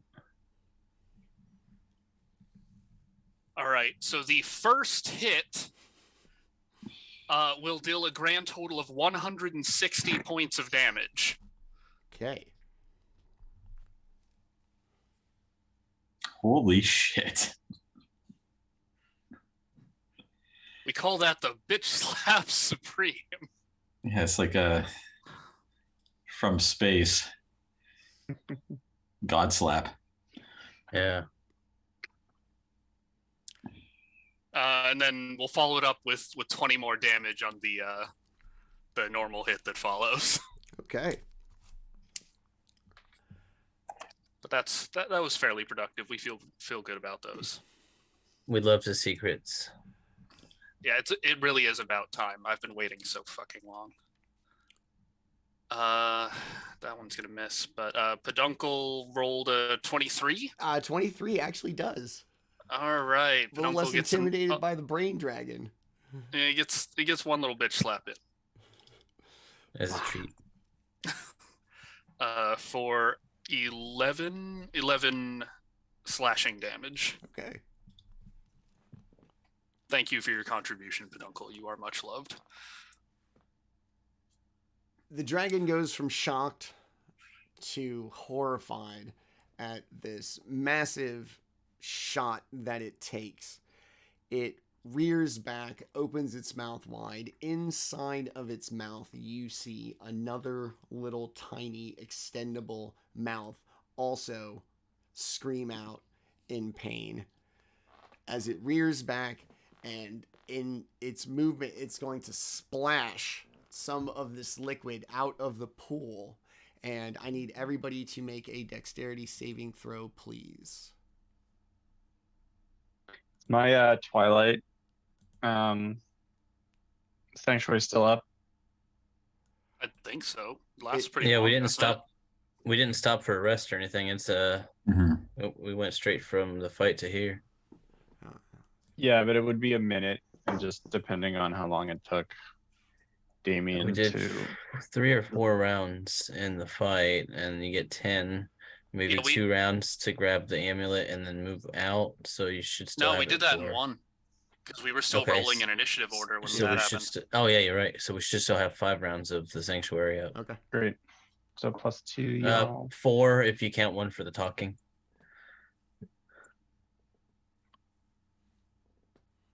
You refusing my guy's gift.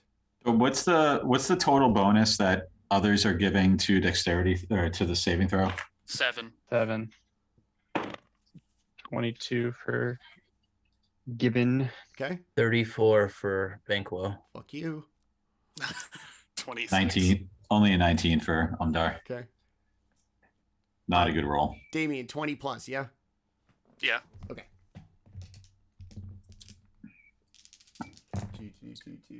14. Umdar is 20. not on her game fighting these dragons 30 today. for Umdar, 31 acid damage. 15 before personal mitigation for everybody who's saved. And why is it that I cannot stop dropping dice on the floor today? I will shield react to take 0. Okay. People in my aura have resistance to acid damage. Bear that in mind. Nick. Yep. Okay. It's gonna splash. This viscous green murky liquid is gonna hit you. It's gonna spray. It is going to burn, and even worse than when it burns, it smells. It is awful. Daemion, that's gonna be it for you. Mm-hmm. Okay. Umdar, your turn. All right.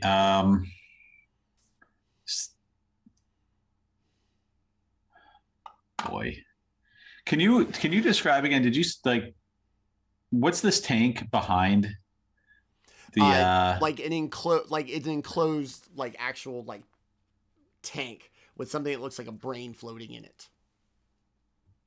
and did you say that it was attached to the dragon in some way? There are tendrils that look from the dragon that go down into the water that look like tendrils that are from the brain. Okay. So we think maybe underground there's some okay.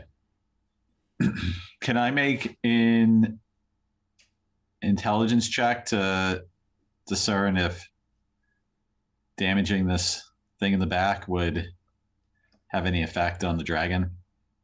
This tank, the brain tank. I mean, I don't know how you would do that.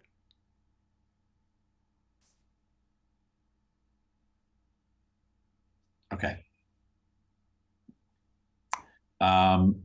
Oh, I am terribly sorry.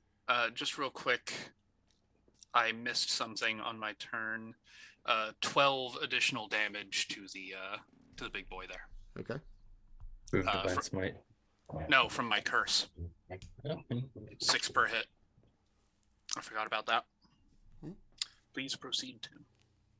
Umdar is gonna jump up on the lip of the tank here, Okay. and make a 90-foot long dragon breath fire damage attack. Okay.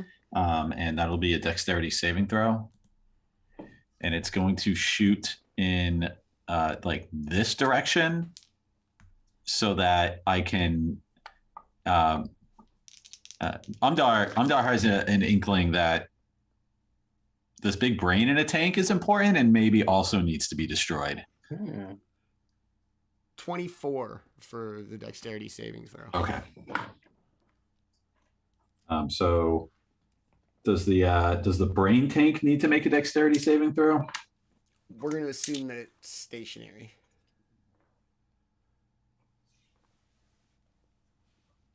Let's see, 11, 17, 19. So that'll be 9 fire damage to the dragon and 19 damage to anything else in its path that failed the dexterity save. As the fire blasts around, enveloping Illithrax, it refocuses behind and just splashes up against the tank, leaving charred and singes upon the glass and creating like a slight little bubble inside. Boil this thing alive. Okay, Umdar is going to maneuver herself behind Illithrax, or relative to her companions, and will do a flurry of kicks.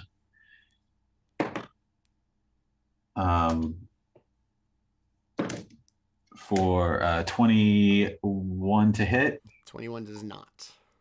Okay. And as she spins around in a flourish, she will land a couple of kicks against, I assume maybe like a glass wall of this tank or the transparent wall of the tank. Yeah. And that will be a 28 to hit. You hit it. You can feel like the same way if you smack like the side of the fish tank, that kind of like shockwave that would come through, that ripples out. Okay, and it will, let's see. Shit. Why am I struggling? Yeah, unarmed strike, plus 11, 1d10 plus 5. I'm going to re-roll that. Oh, no, I actually can't re-roll it. Now I think of it as once per short rest, not once per combat. So 10 bludgeoning damage to the tank, if they can take any. Okay. And that will end Umdar's turn. Mm-hmm. The dragon, concerned with the beings in front of him, it is odd to refuse the gift of a god. If you will not ask for it, you will take it by force. And it rears back, the little mouth inside of it comes out, and it sprays literal tadpoles at you. Just a deluge of tiny, tiny little tadpoles. And I need Gib, Daemion, Peduncle, and Banquo to make Constitution saving throws, please. Is this thing trying to inseminate me without my consent? Nat 20 plus 9 plus 5. Sorry, what was the save, Manny? Jesus, my saves have been Con save? fucking chained tonight.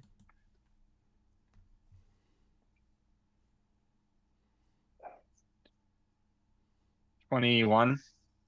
Okay. 6. Okay. Peduncle is not great at these. Better than when he was a horse, though. 21. Oh wait, no, I forgot to factor my aura. So, and he's got the +7 as well, doesn't he? So holy shit, he did better than me. He got like a 28. What the fuck, Peduncle? Umdar, 21.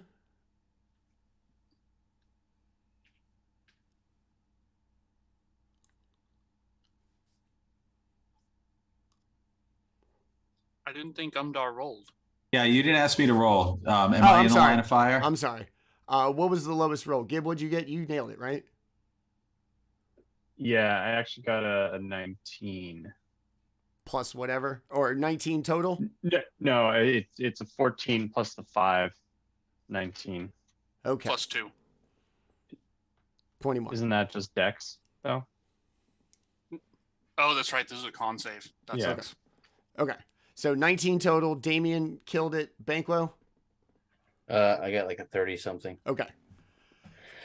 As you get blasted with this like unending deluge of these little wiggling purple things, Gib, you are going to feel one actually burrow into your eye and take root. You feel this presence inside you. That something about you is not entirely yours any longer. And over the course of a couple seconds, just incrementally, you feel becoming less of yourself.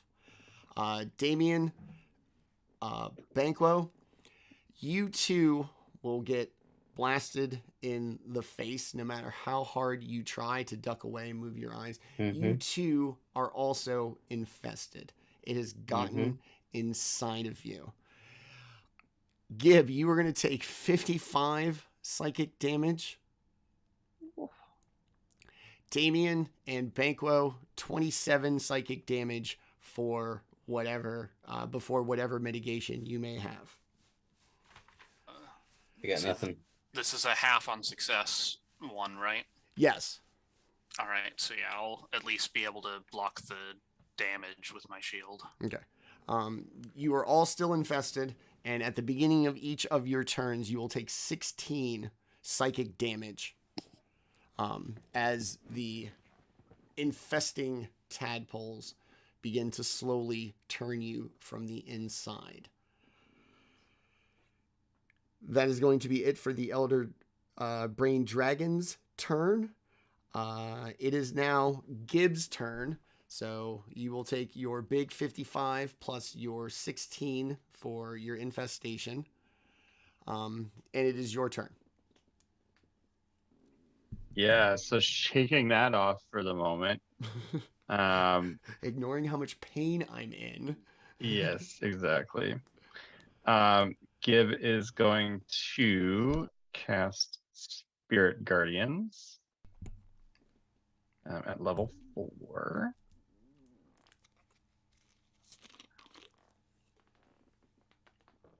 So it needs to make a Wisdom save. Both of them, I suppose. They're going to be within my little crescent moon. 26. Okay, yeah, that passes. So it should be half, I believe. So half of 26, so 13. Was that for both of them, right?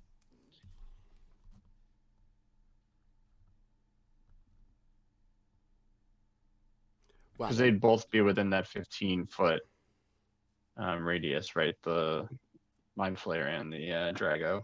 Okay. Okay, and then Jesus Christ, all right.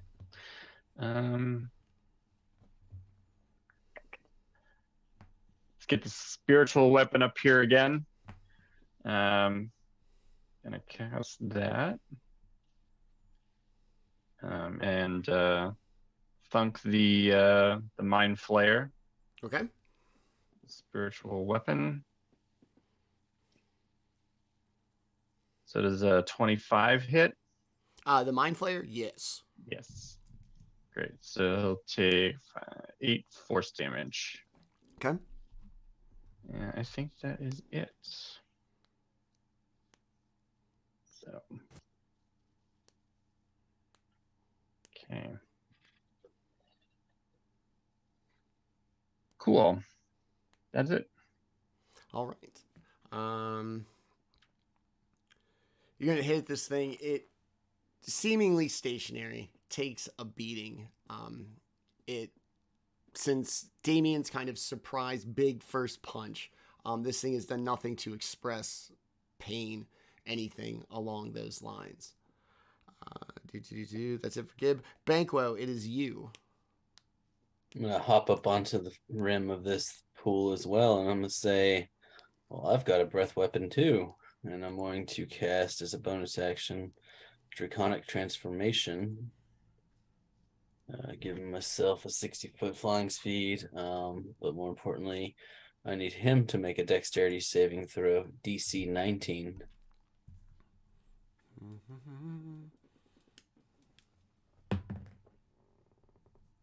24. Silvery barbs, and I'll give myself advantage. Okay. 23. God damn. Okay. Well, it'll only take 10 force damage. Okay. And then I'll hit it with the Eldritch Blast. All right. First, I'll fly up this way. Yeah. And I won't do the Repelling Blast on it. All right. And you take your 16 points of psychic damage? Yeah, I already did. Okay. Oh, I actually rolled the d10s. All right, so those are some low attack rolls. Plus 11. Does a dirty 20 hit? It does not. Okay, then nothing hits. And that will end my turn. It's going to look at you briefly, give a little, like, kind of snort. A few little tadpoles are going to come flying out of its nostril. It's going to turn its attention to this tank down in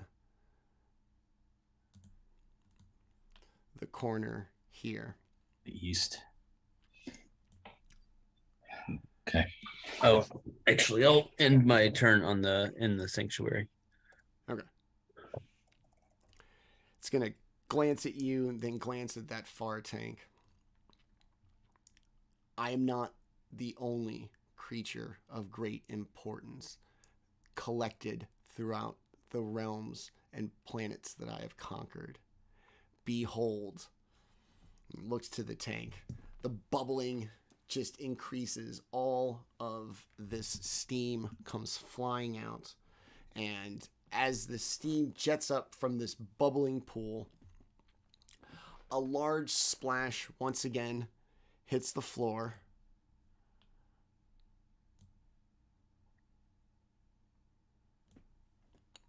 Spilling liquid out onto it. And as the steam rises and forms this giant column, out from the column of steam almost appears steamy dragon wings. And even as the steam settles, this almost ghostly steam form of a dragon makes its way out of the water.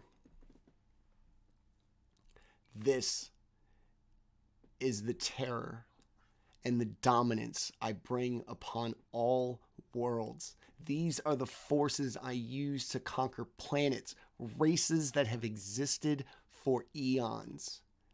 The four of you to take me down is laughable. I am inevitable. Your future is a stillborn dream.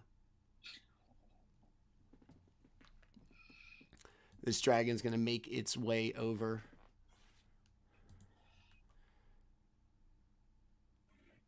It's going to rear back. And I need everybody to make a Constitution saving throw again. Does that include the Elder Brain Dragon? Does it? Hold on. And does that include Umdar? Who? It does not include Umdar. No, it's gonna. Lucky move on my part. It's gonna blast in a line.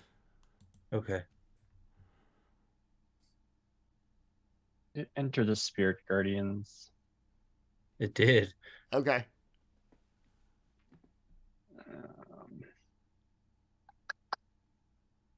So, 26 with Raz. Okay.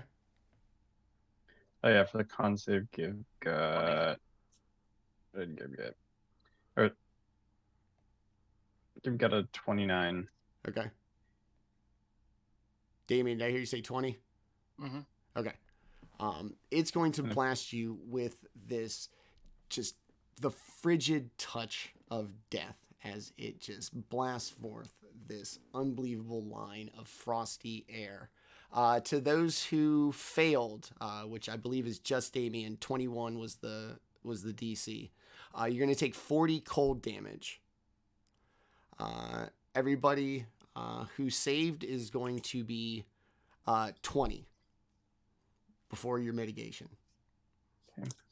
That- Cold is one of my aura types. So resistance to those of you close enough. Okay. If that fellow entered the Spirit Guardians, it's 23 on a fail. Does it have to make a save? Wisdom save. Wisdom. Not the wisest thing in the world. Oh no. That's gonna be a nat 1 for a big 9. Great, yeah. Okay. 23. 23. Mm-hmm. Okay. What does your spirit guardians look like? They're little crescent moons, just tiny little crescent moons that flitter around like shooting stars. Okay, nice. And even in its kind of incorporeal form, your crescent moons are going to attack it, ripping through this steamy, ghostly form, creating like tatters, like a sail that's been shot with cannons. Nice. Okay. All right. That is actually back to the end of the dragon's turn. The Mind Flayer up next. Who's nearby?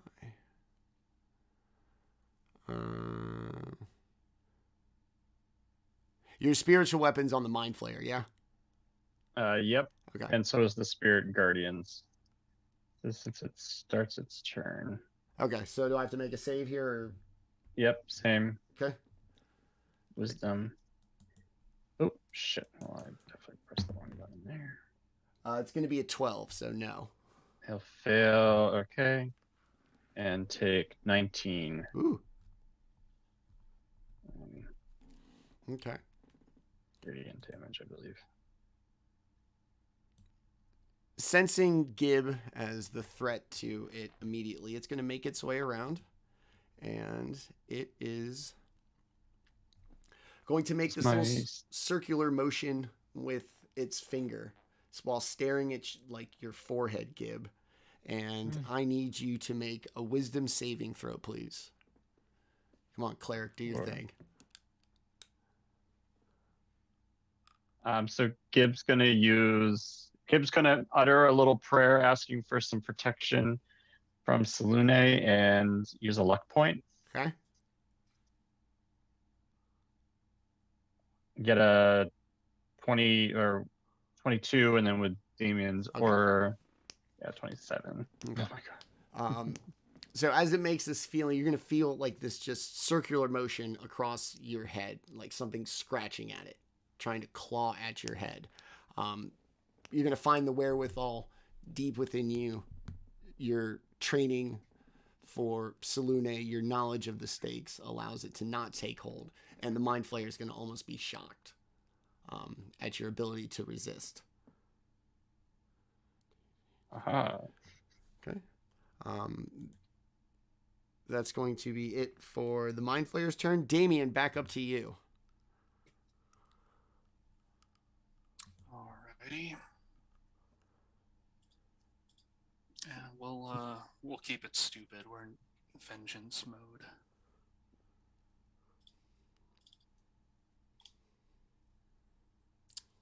A 27 to hit. Yes. And another crit.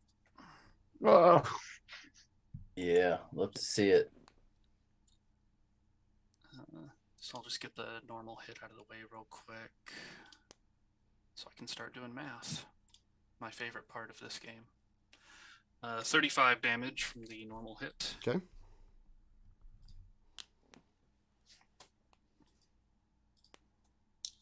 Bust out the calculator again. All right. Did you take your 16? No, I'll do that. Okay.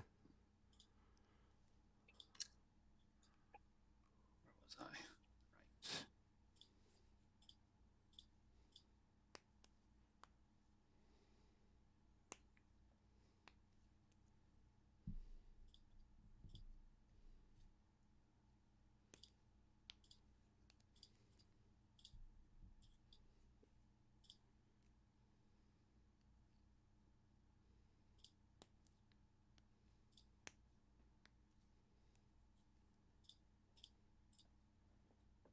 Click, click, click, click, click, Hmm. click.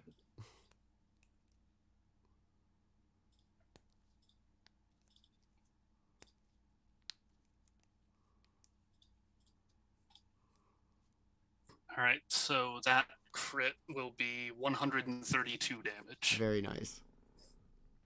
Nice. Smaller spell slot, but it still hurts.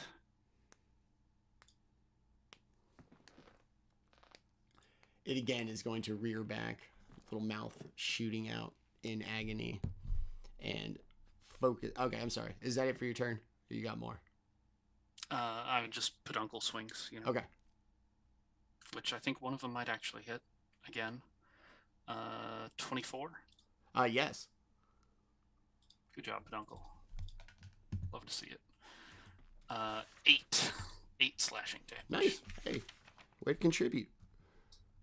We take those.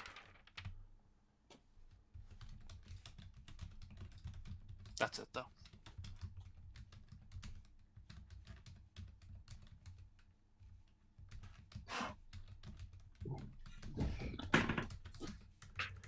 as you take your swing,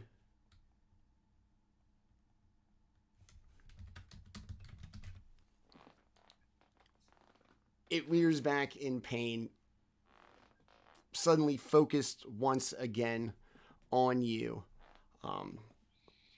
And it, with one of its tentacles from its face, is going to reach out and lash out at Daemion with its legendary action. And that's going to be a 31 to hit.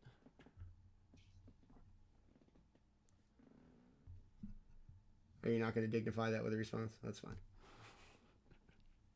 I was muted. Sorry. Okay. You said a 31 to hit? Yes. Yeah. Oh shoot, I forgot to get my my temp HP. There we go. It does hit though. Okay. You're going to take 10 psychic damage as the tentacle is going to wrap around you and trying to invade your mind. You are now grappled.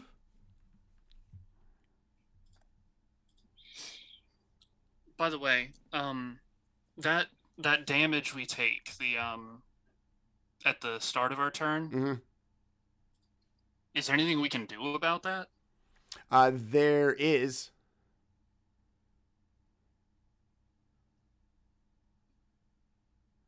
Is it a secret? No.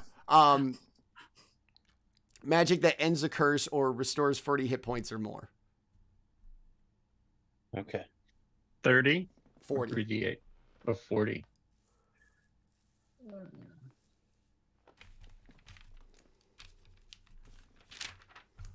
Raz, can you remind us what resistance your aura is providing right now? It's the 5 typical dragon types. Oh, okay. Fire, cold, lightning, acid, and It's poison. all of them. Okay, thank you. Do we get any saves in the condition? No, that's it.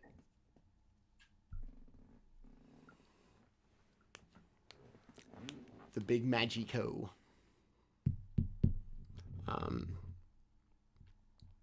All right. Oh, shit. I totally lost it. I am grappled. All right. You are grappled with the dragon's legendary action. Umdar, it is your turn.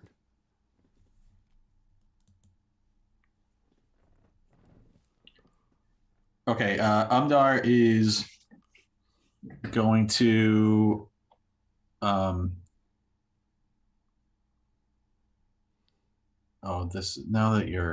now my plan goes away because old grapple face over here. Okay.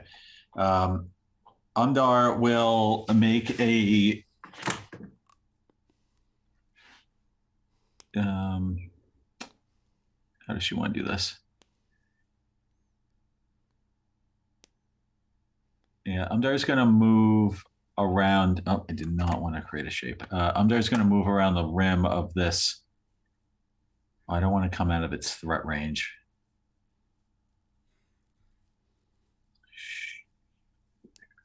Let's see if I can. Yeah, just going to pivot a little bit so I can make a breath attack. So I'll need a DC saving throw from Illithrax and his Dex. Ghost Wearing Sheets dragon. You gonna burn them, or what are you doing? Yeah, I'm gonna burn him. Fuck yeah. Okay. So Dexterity Okay. saving throw. Dirty 20 for Elder Brain Dragon Illithrax, and unfortunately a 12 for the Ghost Dragon. What's your save? 18 is the DC. Don't you have like a +3 built?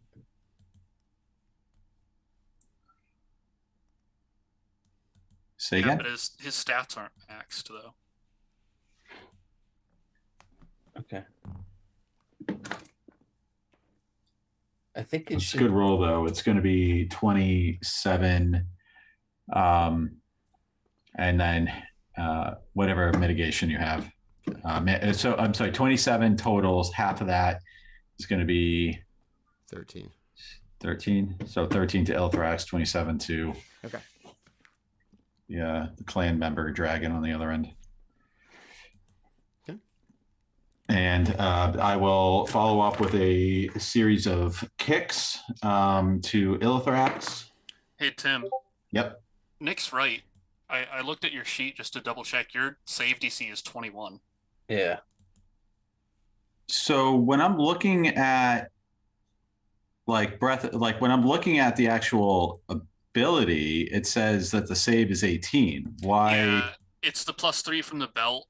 They didn't implement it right when they added that item. It's a relatively new item, so it doesn't have that +3 in. You get +3 to your DCs that you'll just have to remember to add to it.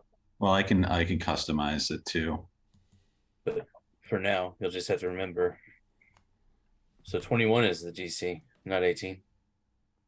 You are an even stronger monk. Yeah, I've been struggling with the DC most of the game. I wish I didn't realize that, but thank you for letting me know now. I'll just have to double check that next time I build the character.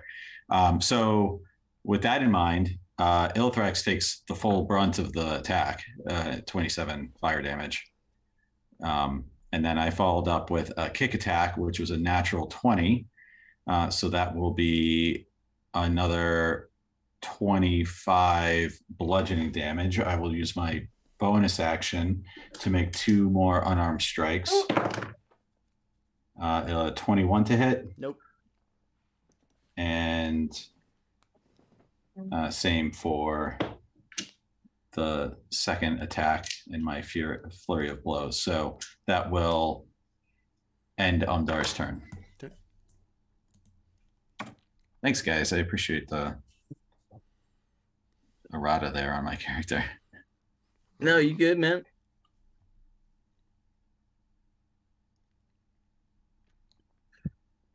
Burn for a burn. That's in the Bible.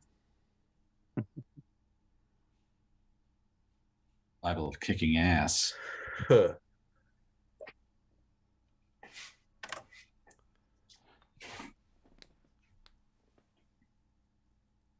With Daemion still grasped in one of Illithrax's tentacles, it is going to use its other 3, or at least 2, to lash out at Gib and Banquo.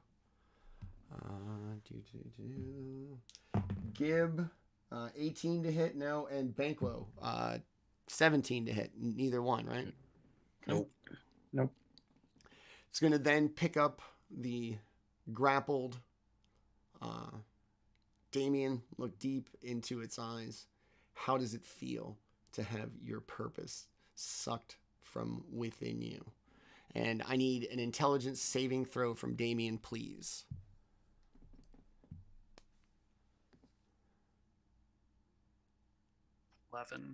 Okay. You're going to take 19 psychic damage as it just tries to burrow deep into your mind and steal essences of who you are. Yeah, I hope it does, because it's going to absorb all the fuck this dragon in particular, and maybe it'll kill itself. It's very hurtful. All right, that's going to be it for the dragon. Everybody getting their temp HP, right? And then Is that its turn or just a legendary action, right? what's that? That was its turn. Okay. So it should take some Spirit Guardians damage.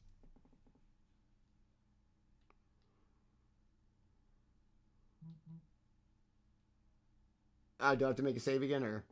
Yep. Okay. Ooh, no. 16?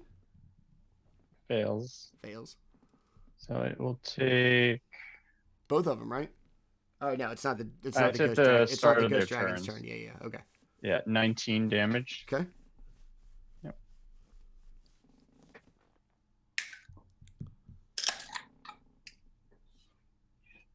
And then Gibbon, it is actually your turn now.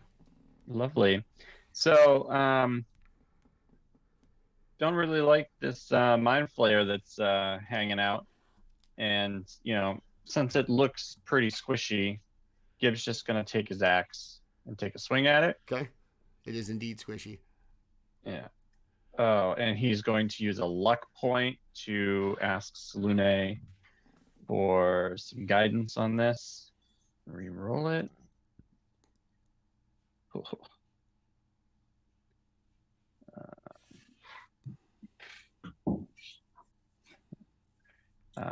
A 12. To hit? No, they're not Yeah. they're not that squishy.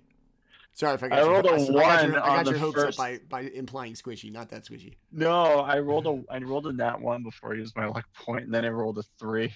That's just like, yeah, 12 is like gelatinous. What the fuck? Yeah, that was just not great. But then at least I've got my spiritual weapon here to give it some bonkage. Okay. So let's try this. Oh, I crit on it. Okay. Exactly the roll you wanted to crit on too. Yeah, exactly.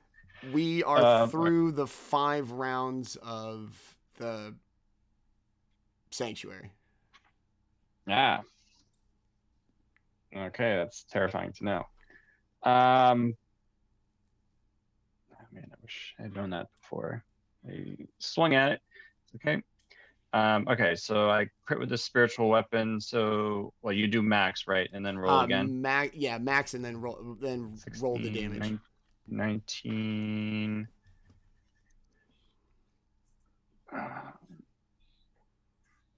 So a 19 plus 11 is 20? 30? 30. 30. Okay. Wow.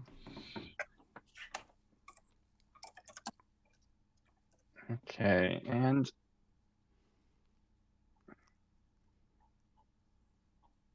did the Twilight Sanctuary end at the end of my last turn or at the end of this turn? End of this one. So I can squeeze out one last temp HP? Yes. Great. Man, we gotta get rid of these fucking tadpoles, dude. All right. Okay. Good. So what? Yellow circle gone? That's your Yellow circle gone. okay.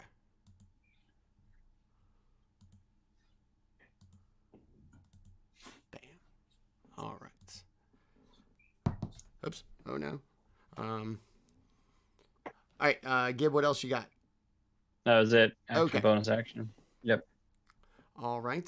Banquo, it's you. Oh, was I supposed to take some damage from the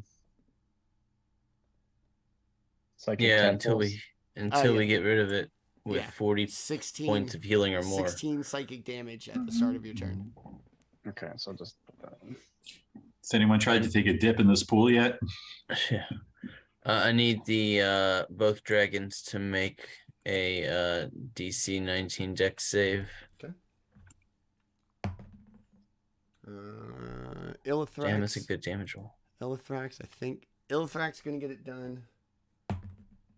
Ghost Dragon definitely not going to get it done. I'm gonna Silvery Barbs Illithrax. Okay. 24. God damn. All right. I'll keep the advantage and then I'll use it to Eldritch Blast him. Okay.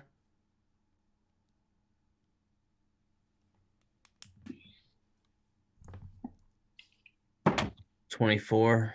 To hit? Yeah. Yes. And then a crit, and then the other ones aren't gonna hit. Okay.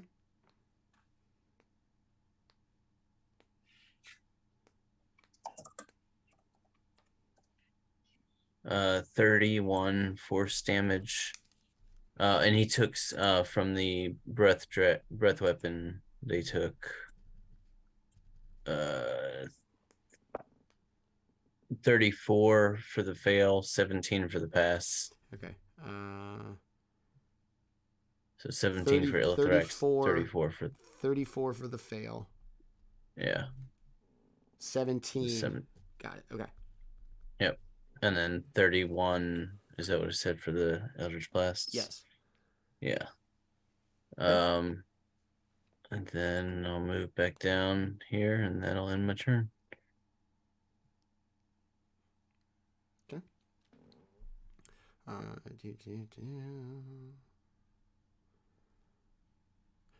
It is the Ghost Dragon's turn. It is going to Take spiritual weapon damage. Okay, let's go ahead and do that. Or spirit guardians, rather. Okay, so DC 18 wisdom save, or Ooh, nope. I don't know. All Maybe, right. but I don't think so. it's DC 18. Ooh, it does. Dirty 20. I don't know if that actually Oh passes. man, this is a really good roll too, because it'll be half of 28. All right, so Oh man, that was good. 14.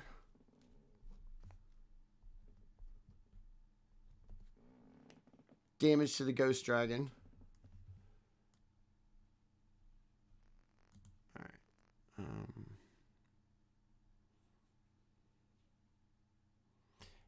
It's going to kind of spin around, take flight on the other side of Banquo. It's going to bite at him for 28 to hit. Yeah, that'll hit.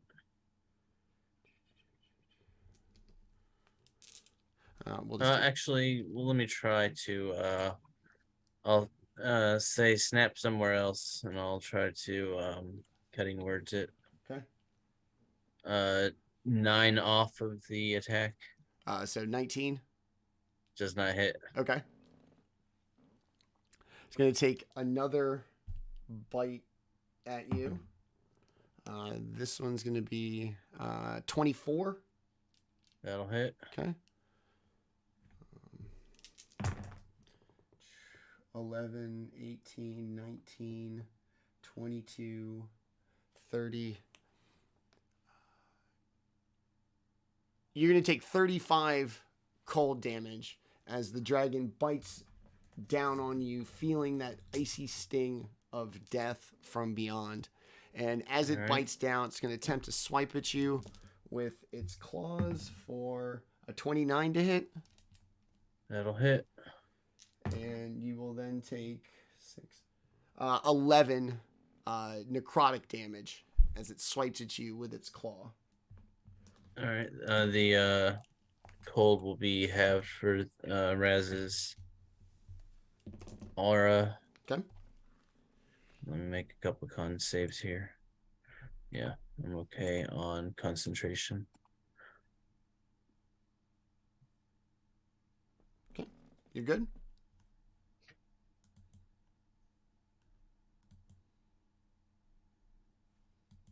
Yeah. All right. That's going to be it for the Ghost Dragon's turn. The Mind Flayer's turn. Saving throw again? Yep. Okay. That is not going to get it done. Okay. So 19. Ooh, okay.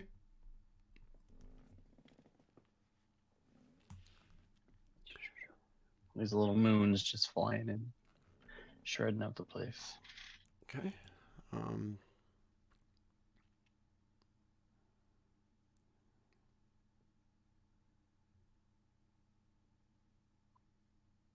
I guess I gotta measure it. 1, 2, 3, 4, 5. All right. It's gonna float over to Banquo, which means Gib, you're gonna get an attack of opportunity. Yeah.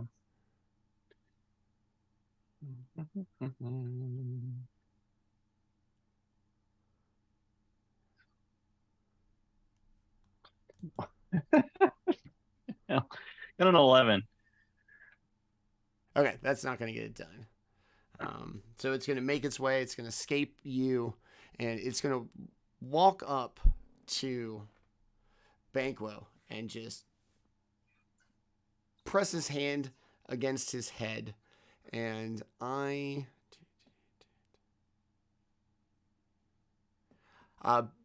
Banquo, I'm going to need a wisdom saving throw from you.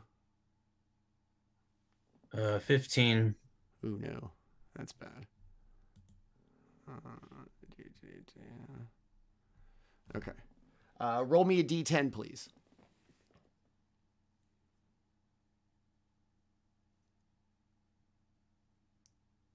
Six. As it reaches into your mind, you're not sure of what is real and what isn't. And you are not going to be able to move or take a turn or take an action on your upcoming turn. Okay. You were confused. You rolled in the D6 table. Doesn't move. Take actions this turn. That's going to be that. All right. Back to the top with Daemion. Man, got a couple of really good hits on this guy, but he is still trucking.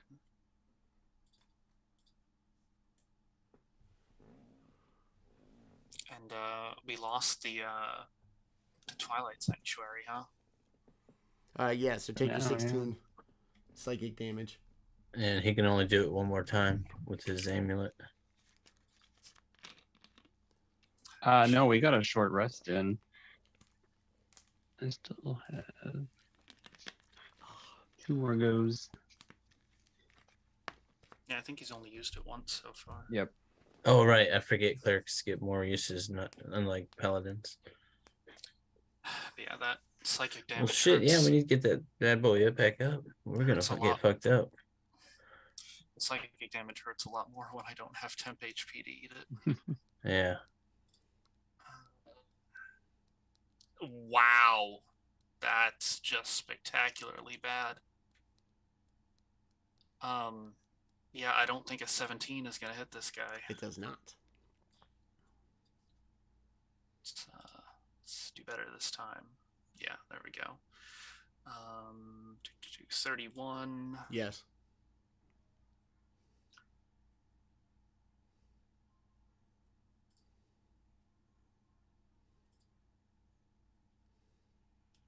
Uh, 28.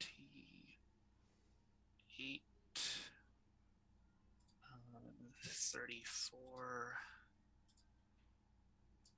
And we'll slap a little extra juice on there.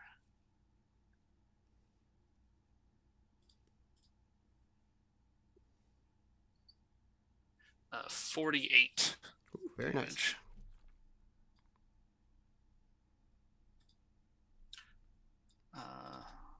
Let's see if Peduncle can pull a hat trick. Nope, no Nope. hat trick.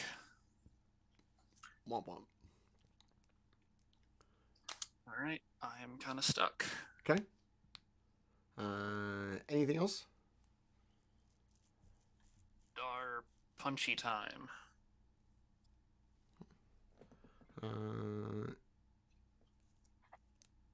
Did you want to try to escape from the grapple, or are you good? No, I mean, I'm pretty sure it would eat my action, and being grappled just means I can't move. And to be honest, I wasn't going to do that anyway. Okay. All right. Like, very go well. ahead, hold on to me. It just gives me a better shot at your fucking jugular. On the dragon's legendary action, it once again is going to probe deep inside of your mind. And I need an intelligence saving throw again. 24. 24. You're going to take 9 psychic damage as it tries to probe in, but you're able to resist it. All right, Umdar, it is your turn.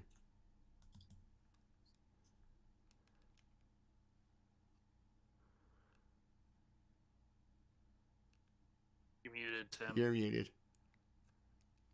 I was being so eloquent too. Going to pivot to the other side of Illithrax so I can belch a bout of flame that will impact the ghost dragon as well. Okay. So it'll be a DC 21 dexterity saving throw. For Illithrax, no Ghost Dragon, also no. Actually, Illithrax is going to use a legendary resistance. Like, I'm not playing around. It's going to laugh as it seemingly just kind of evaporates for a quick second as the flame passes through, hitting the Ghost Dragon because fuck that guy. 38 damage. Okay.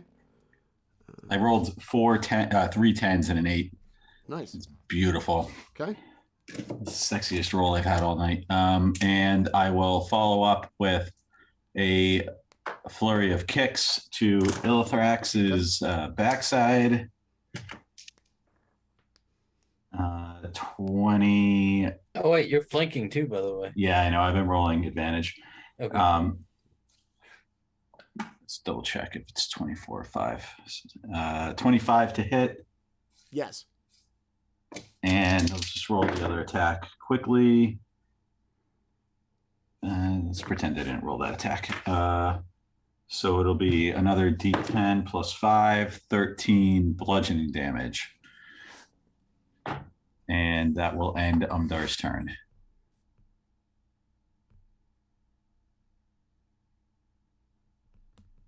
Okay.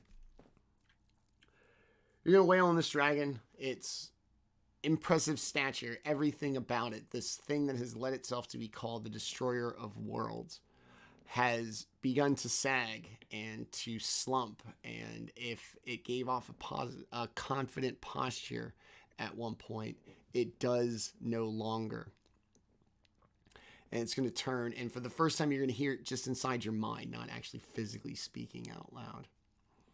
You do not understand or even begin to comprehend my truest power.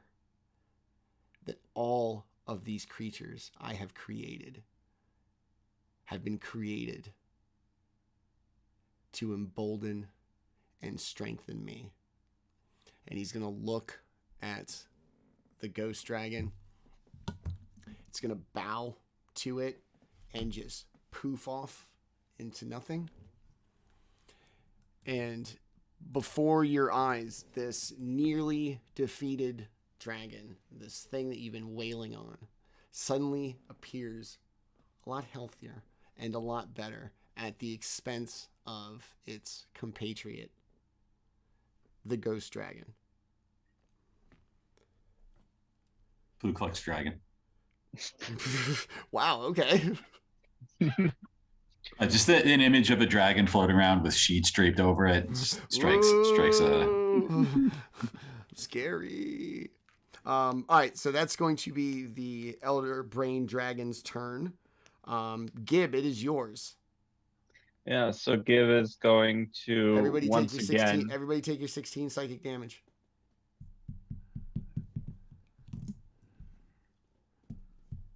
Everyone just takes 16. No, just to remember at the start of everybody's turn. Oh, Yeah. So Gibb is gonna once again envelop himself and his party in twilight. Okay. By using another round of his Twilight Sanctuary. And then as a bonus action, it's going to move the old spiritual weapon here. Okay. Because that seems to be able to hit the Mind Flayer and not Gibb himself, actually.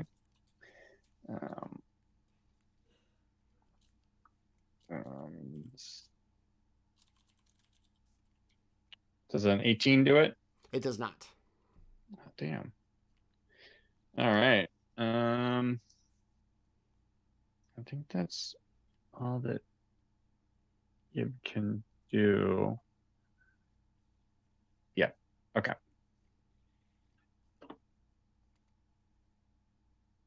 Okay.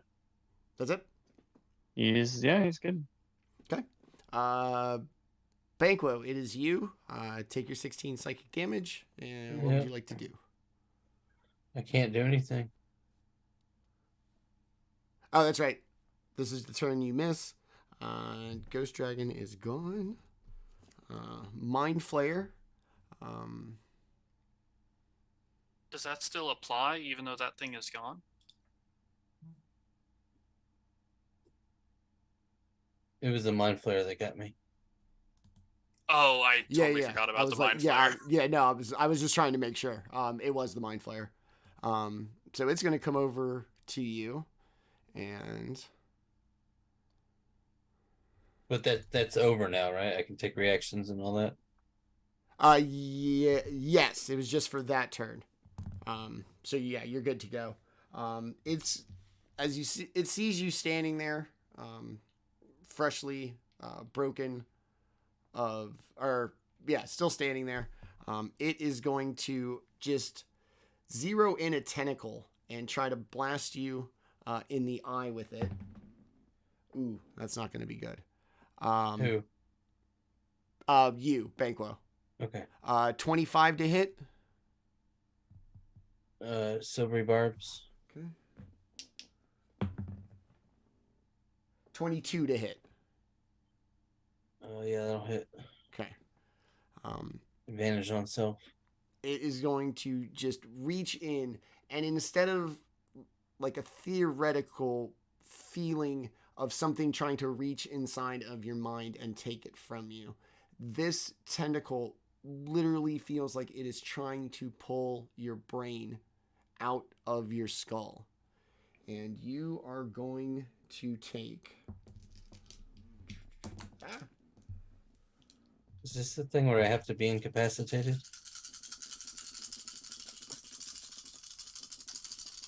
It was. It would be. If we didn't move things around, so that you guys don't steamroll.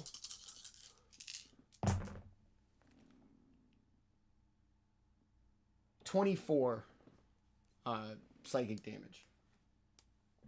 Okay. That's going to be it for it. Boom, boom, boom. Back up to the top with Daemion.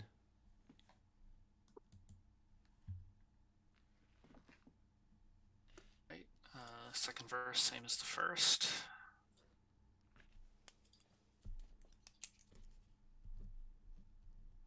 Oh, sorry. 16 psychic damage.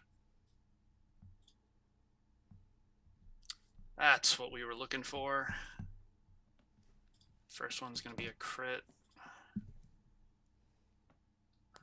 Second one, so close. 32 to hit. Yes.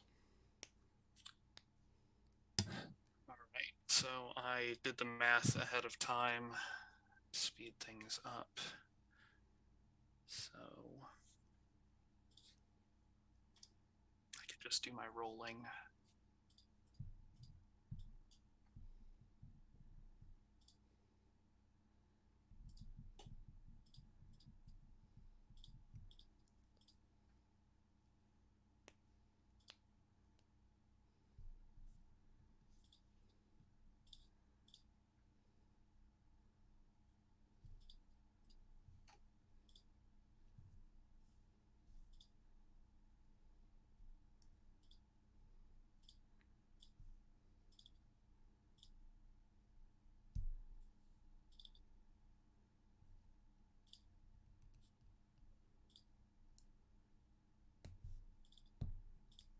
This is riveting. Sorry. It's a lot of dice, man. What part did you do in advance to save time? I missed that part. Oh, the part that doesn't involve dice, the max damage, I just noted how much it would be so that I didn't have to do math anymore. 166 damage total.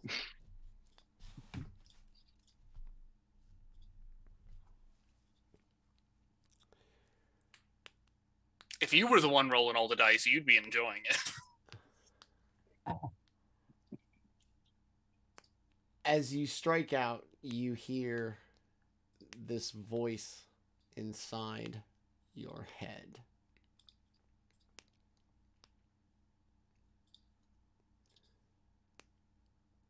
My legacy, my impact into the world lives within each of you.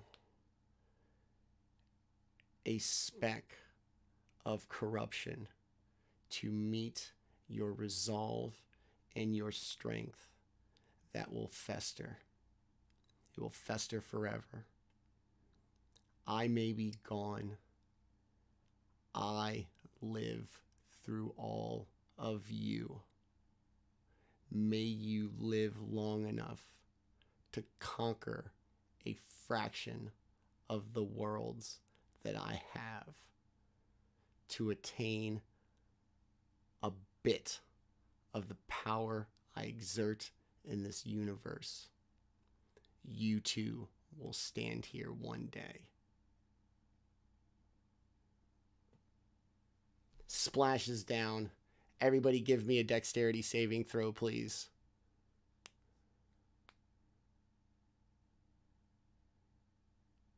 $25. Okay. 27. Ooh. 4. What's Four? the mind flayer get? But One. Mind flayers are not dexterous at all. Good. They're- Fucking What was that, hope it hurts. Umdar? They're all brain stuff. 20 fun. 13, so not too bad, but not enough. And he doesn't get my aura either, because fuck that guy. 8.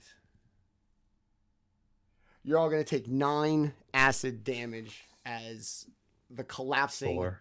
body of Illithrax splashes into the water, spilling all of this onto your feet. What did I say? 8.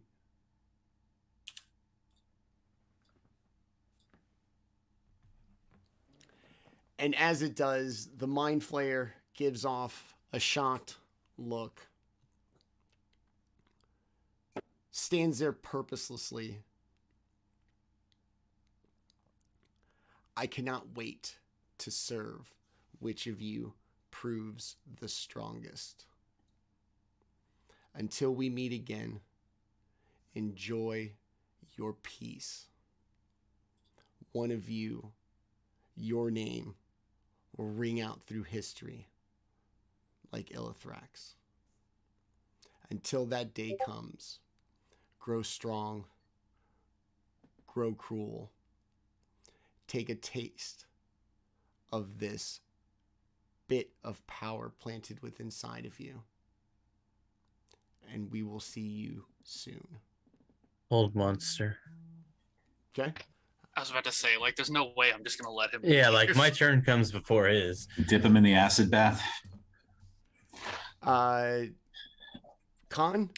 Give him a swirly, but in acid. Wisdom. 11. Swirly in the acid bath. He's paralyzed. He ain't Okay. going fucking nowhere.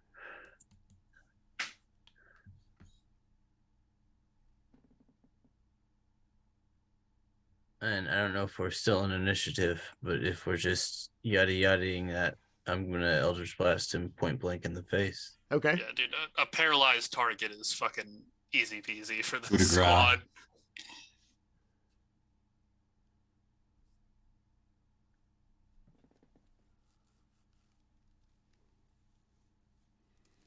It says a 21 hit. Yes. And that is gonna be 4 hits.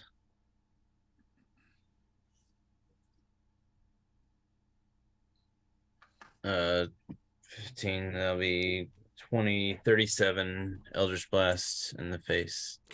What is... And just for shits and giggles, I'm gonna blow him through the fucking blow through the puddle of acid. Okay.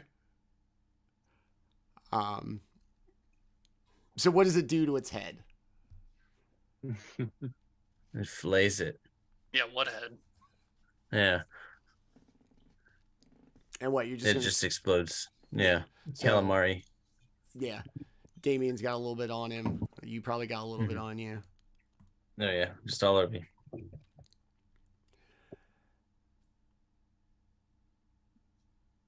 Sweet, sweet gore.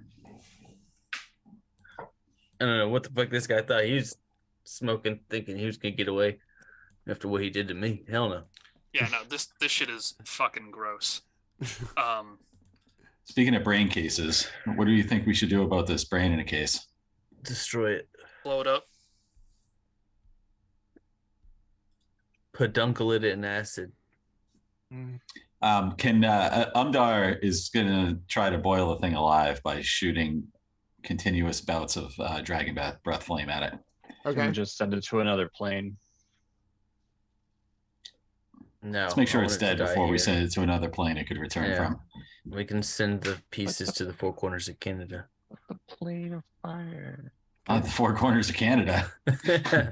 Nah, it's dude. it's a plane. Canada. Plane of fire is weak sauce. You got to do the negative energy plane. That That shit's brutal. All right, Umdar. Umdar is going to make any effort she can muster to destroy this case that the brain is in. I'm not sure what the best way to go about that is, but I will start by punching it. Okay. For 18 to hit, Yes. and I'll do 19.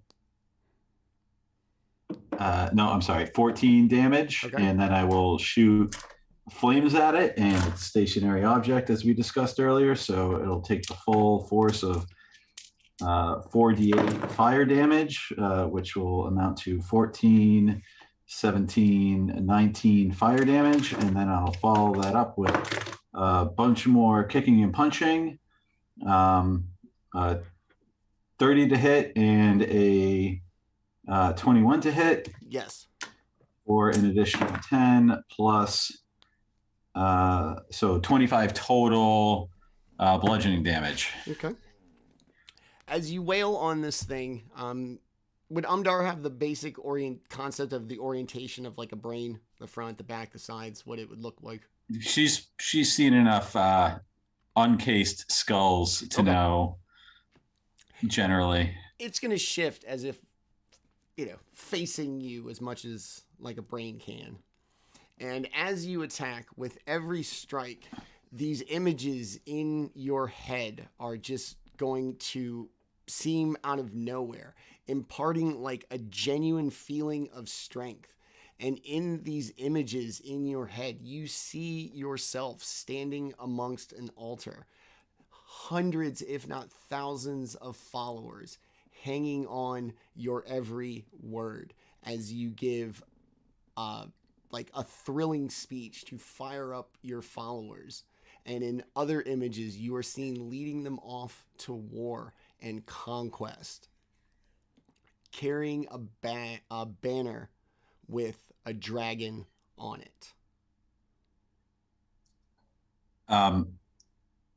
Do I see any actual dragons in this?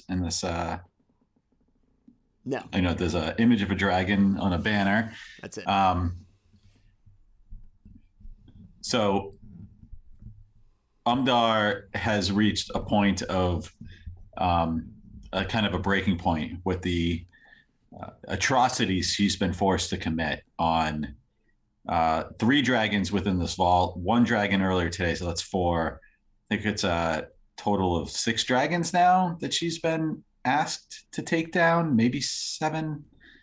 And she is overwrought with disappointment at her own failure to accomplish what she thought she would. And now seeing these images in her mind, they fuel her strength because this fate that she sees before her only depict a failure at what she had hoped to accomplish after learning that the dragons were real. Is that it for your turn? Yes. Okay. Gib, it is now your turn. Gibb is going to watch Umdar beat the crap out of this case. And he is going to simply whisper under his breath, "May Salune's light illuminate you." And he's just going to moonbeam the shit out of it. Okay. And he'll just leave the moonbeam there until, shit starts to melt.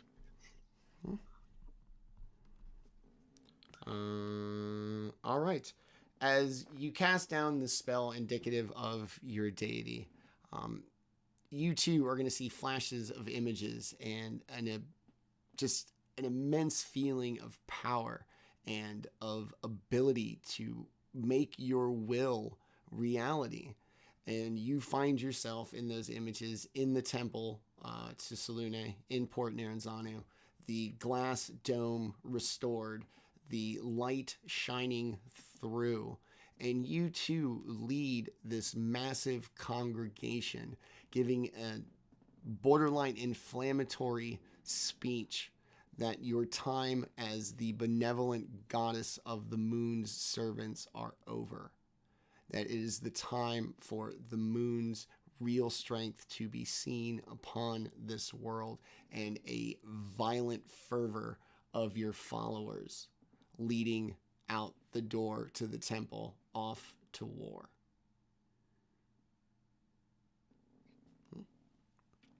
Seems like a crisis of faith for dear old Gib here. So he's gonna sit with that a moment and pray deeply for insight. All right. Anything else you would like to do? Nope. I'm going to just keep that moonbeam going. Okay. And that would be on the brain's turn? Yeah. Okay. Banquo. I'm gonna turn and across the acid. I'll fly up over it and let out another force breath weapon against the this brain Okay. for 36 excuse me, 36 force damage. Okay. I thought you were going to tell me 36 to hit. I was like, yeah, dog, you're good. Okay. Unless it can pass a DC 19 deck save. I cannot. No, yeah. It's not the most mobile jar. Brain in a jar. Giant brain in a jar. Yeah. And simultaneously, I will hit it with an Eldritch Blast. Okay.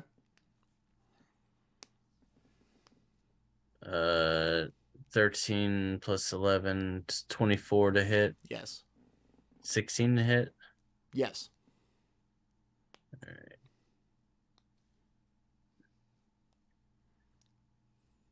So that'd be another 40 damage. Okay. So a total of 76 force damage on it. Okay, Jesus. As you blast this thing with your dragon breath and your eldritch blast, cracks begin to form in the glass. The contents, the brain inside, like kind of alternates from side to side as the cracks begin to form. If a brain could look panicked, it looks afraid. In your head, you are going to get visions of you standing in a town square with a large tome of your version of the greatness and the potential of being the conqueror of worlds. You are going to use your experience in this endeavor to corrupt the truth and spread a falsehood to attain power. Your followers riveted to your every word, weapons in hand, as far as the eye can see in Waterdeep, down every street and every alley, listening silently as you recount the greatness of Illithrax, leading these people off to some unknown war.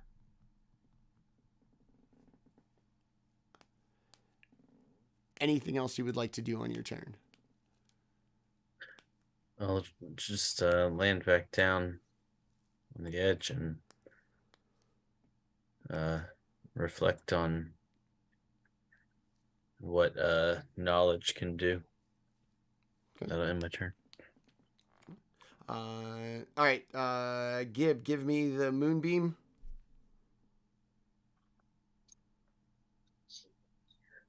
All right. Give me the moonbeam. A moonbeam. 25. Okay. The cracks deepen, the liquid inside begins to spill out, and the motions of the brain inside become erratic and clearly signs of something panicking. We go back up to the top with Daemion. So Daemion, out of an overabundance of caution, will look at the remains of Illithrax, and just as a little bit of insurance for himself, he's going to hit it with a blast of necrotic energy as he casts Chill Touch on it, just to be sure it's not getting back up. Nice. And then he'll turn his attention to this brain creature that everyone's dealing with and send one after it as well. Okay.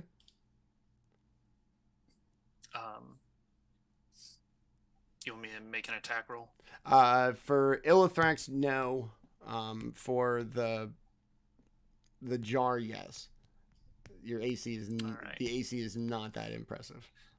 25. Okay. All right, now you're just showing off. So 15 necrotic damage, and it cannot regain hit points. Okay.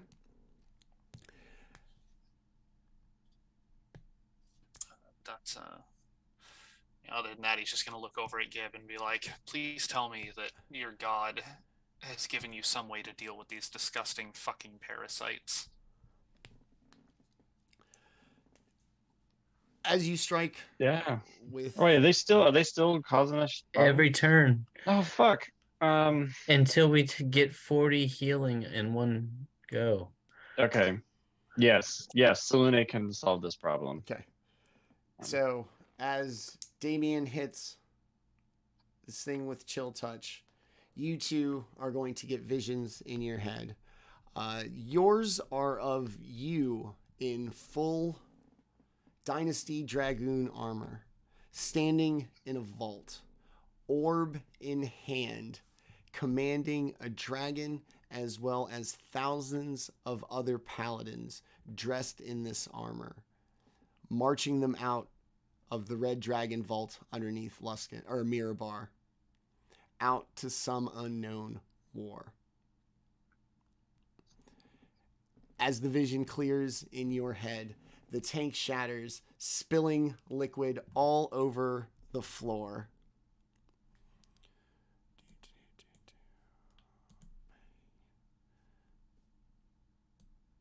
Oops, sorry.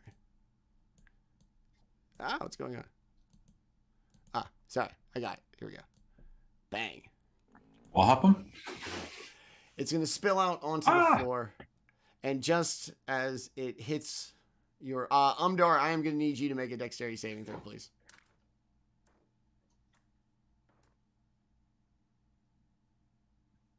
$15. Ugh. Think she can handle it. 7. 11 acid damage as it splashes you. And as it hits your feet, you find yourself overwhelmed by the blinding light of teleportation, freeing Oh, not you again. of this existence and this place. And as the light subsides, you hear more than anything a flutter of birds, songbirds, chirping. And as your vision comes through, you are back at the cottage where Lady Gwendolyn lived. And in her seat, you see a very old man in dingy gray robes feeding little songbirds.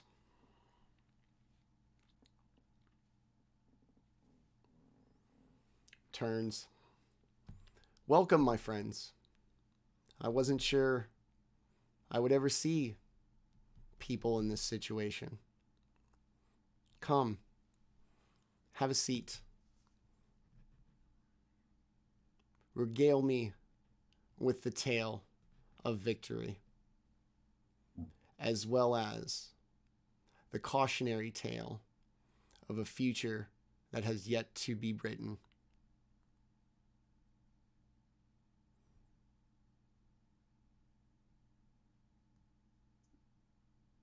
you? Yeah, who dis? Yeah.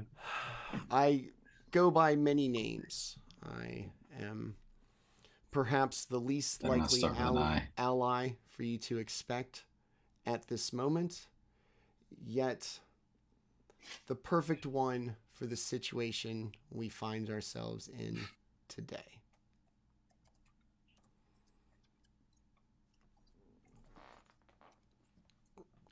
Stands up. His little songbirds just kind of fly around. I've come to repay a debt that will never be repaid.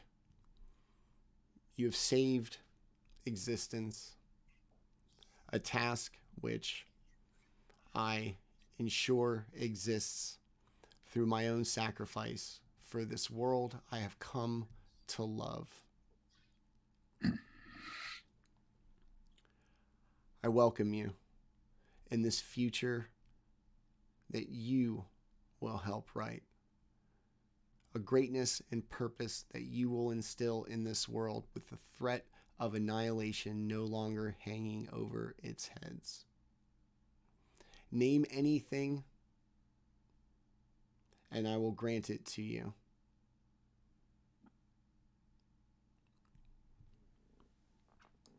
I want this tadpole out of my head and the benefits of the long rest. Snaps his fingers. I wish to reward you with more than your survival.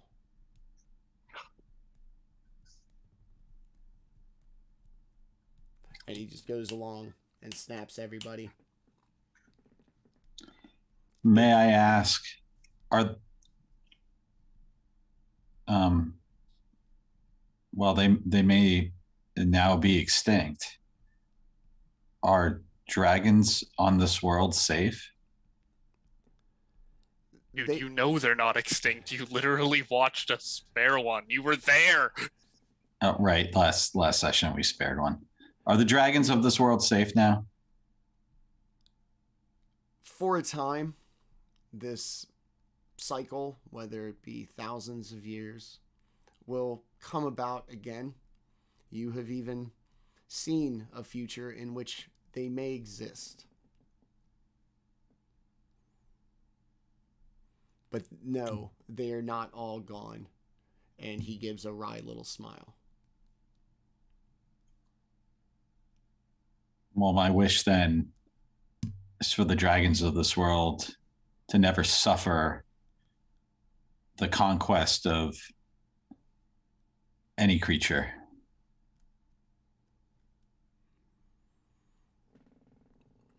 Very well.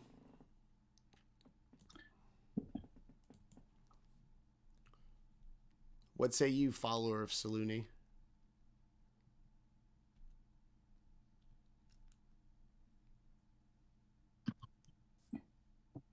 I trust my friends. They've gotten me this far. So I'll abide by the wisdom of the group. What is it that you would ask of me? I would ask that you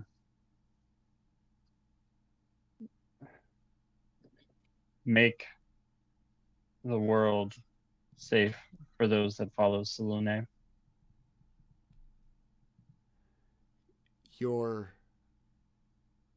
The tale of your deeds in this will ensure that the tales of the power of the devotees of Selûne will travel far and wide. She will not suffer for followers as long as the tale of Gibb exists. You will bring pride to your order, should you choose to. So choose. Looks at Banquo. And you, my knowledgeable friend, what is it that you would ask of me? I wish for A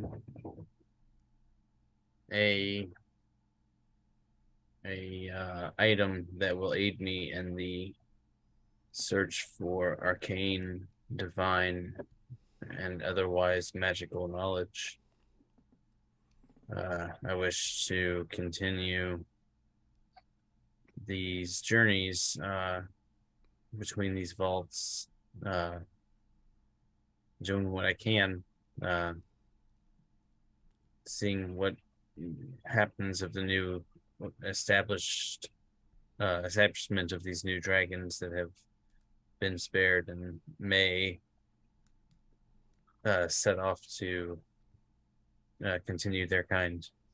And I wish for a legendary magic item to aid me in this journey. Name it and it is yours. A ruby weave gem. Describe it. It is a gem that you can attune to and set it for any spell and use it once a day. Think about it for a second. Let's see. I could use it to make all the spell scrolls that I would need for these journeys for my task that I had to set about for before this and for my new task. He pulls one out. It's carved into the shape of a scroll, like an open two-pronged scroll with a series of swords on the back of it. May this help you in telling the true tale of what happens, the sacrifice of people and the resilience of hope. He looks at write the tales. He looks at Daemion. Before I inquire as to what you want, I am afraid I must ask something of you.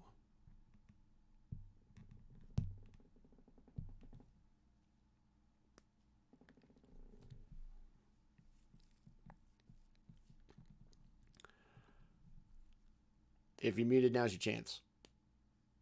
I was waiting for Okay. the Okay. for the ball to drop.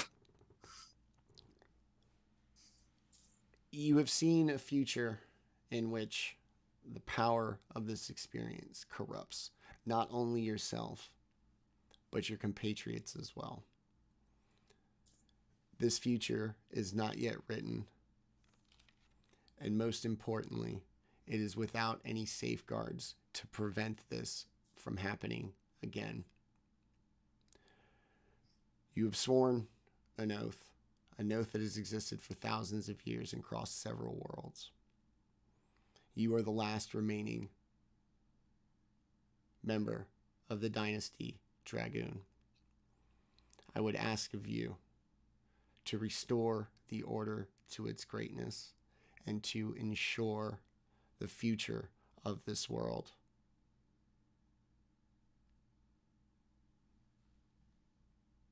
Ask me anything, and I will grant it. Is this fight really over? How can I know? Evil will always exist in this world. The corruption of absolute power, the power to enslave and destroy worlds, is one that somebody is bound to fall to. It is a temptation beyond anything. As long as there is weakness in the world, people will wish to cover it up with absolute power. That is certain.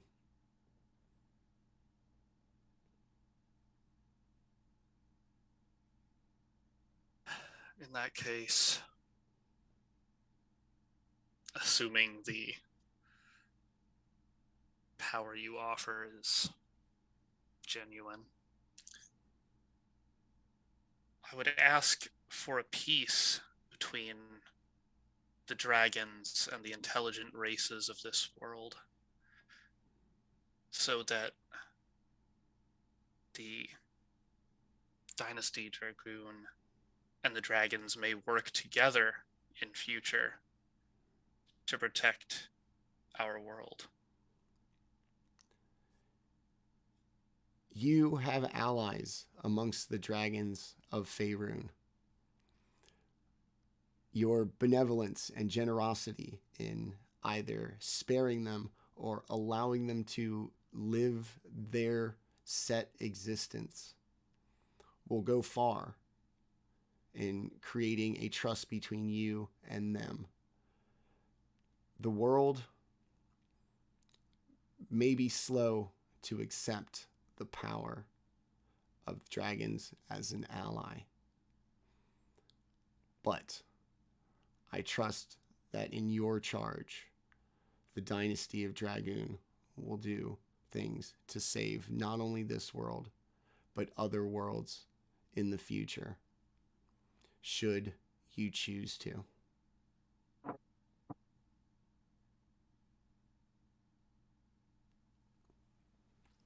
Come, enjoy some tea.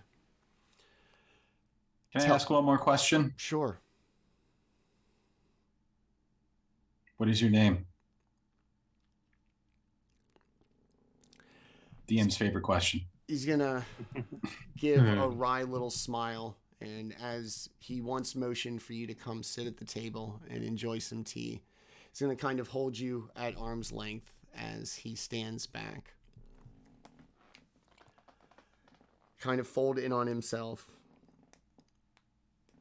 grow in stature and in size and in girth, and in blocking out the sun, also turn into a giant reflective surface as this little old man surrounded by yellow songbirds transforms into a platinum dragon. You have heard my name throughout eons. I am the great protector, Bahamut, and I thank you for your service to the realm. Umdar is going to drop to both knees and prostrate herself in front of Bahamut. I seek not worship, only acknowledgement of the potential power of my kind and their use for destructive purposes. Come, enjoy some tea, regale me with your tale, and let us plan for a better future. He goes back to his little old man form as if nothing ever changed. Walking stick, goes and sits down. Songbirds get tea ready. Perfectly the number of cups. Sits down. I've heard this story told many times, all to the same end. It'll be great to hear a different ending this time. Come sit. Tell me the story, and let us plan a better future for all of us. And with that, we will conclude Dynasty of Dragons, our high-level limited campaign. Congratulations, you guys. Ooh, Hell yeah. So, got chilled, Manny. Man. Well done. That was great. so That was super fun. all right. Man. So that is going to do it. I chose intentionally to leave everybody's kind of endings, obviously, up in the air. Should we choose to do an epilogue episode next week, we can decide that. We don't have to decide that right here and right now. So that is going to tentatively do us for our regular campaign, 31 episodes, concluding with our finale that we titled A Dynasty's Destiny. This one unwritten. At the triumphant end of the campaign, we open up to the possibility that next week we will come back and have all of our amazing players give the finishing tale to these characters that they've inhabited for so long and so well, that they've earned the right to tell their own story going forward. So we'll talk about that and see if that's going to be a thing. That is going to that's going to do it. So we're going to go down. I want to thank everybody individually, including our dear friend Robin, who has been out for quite a bit handling some real world things. We love you and we miss you. You were as much a part of this as everybody here who finished with us. So thank you for being awesome and we appreciate you. Let's go down the row. Eric, you made it, everybody. How close was everybody with hit points at the end? I was pretty bad. I was, I think I was at like 20 something. Wow. Yeah. Okay. Umdar was fine. Managed to avoid a lot of the attacks by skipping around to the back of Illithrax. Yeah. So Gib had a solution in his back pocket that luckily he didn't have to use. The mass heal. Yeah, I mean that was always the one, but then for like my 9th level spell, mass heal. So how you feel? Tell us a little bit about our friend Eric. Well, I'm excited to reach the conclusion because I was just as enthralled by the story as everyone else, but sad that it has ended. Manny, this was my first time playing with you and it's been a heck of a lot of fun. I've learned a lot, not only about how to play cleric, but some really good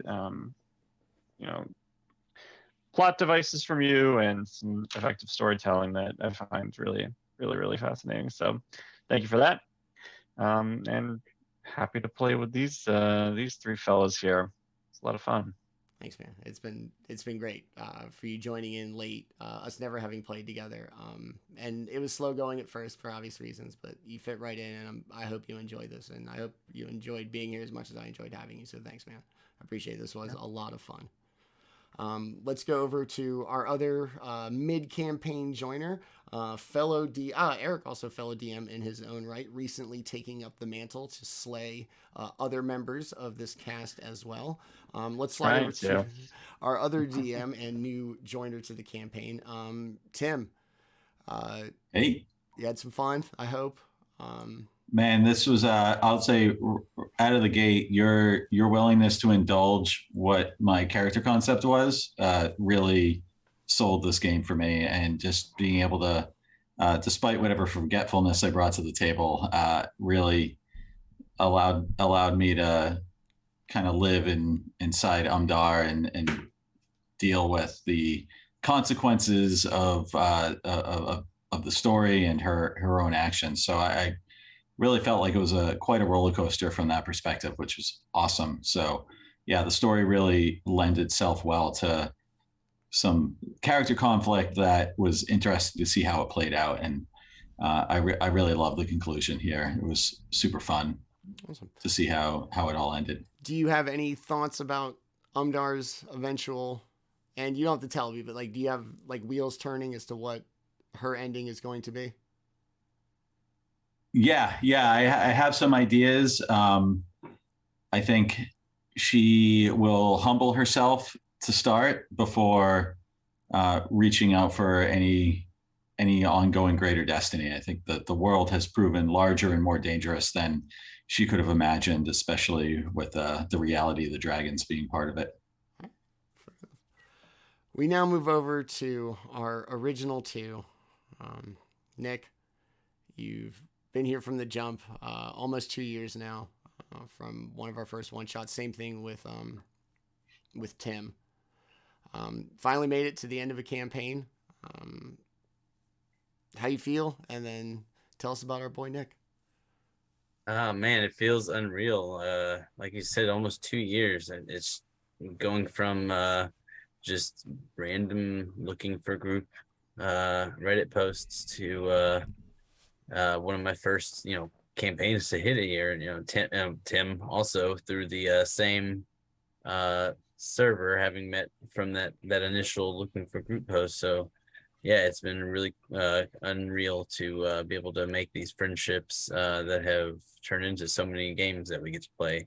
We get to play these different characters multiple times a week together, and it's a lot of fun to get together and do this. And it's been a big part of what got me through the pandemic, and what's gotten me through just life. It's fun. It's something to look forward to every week, and I will continue to look forward to getting back into one shots and the heist and etc. And yeah, it's just been great playing with y'all.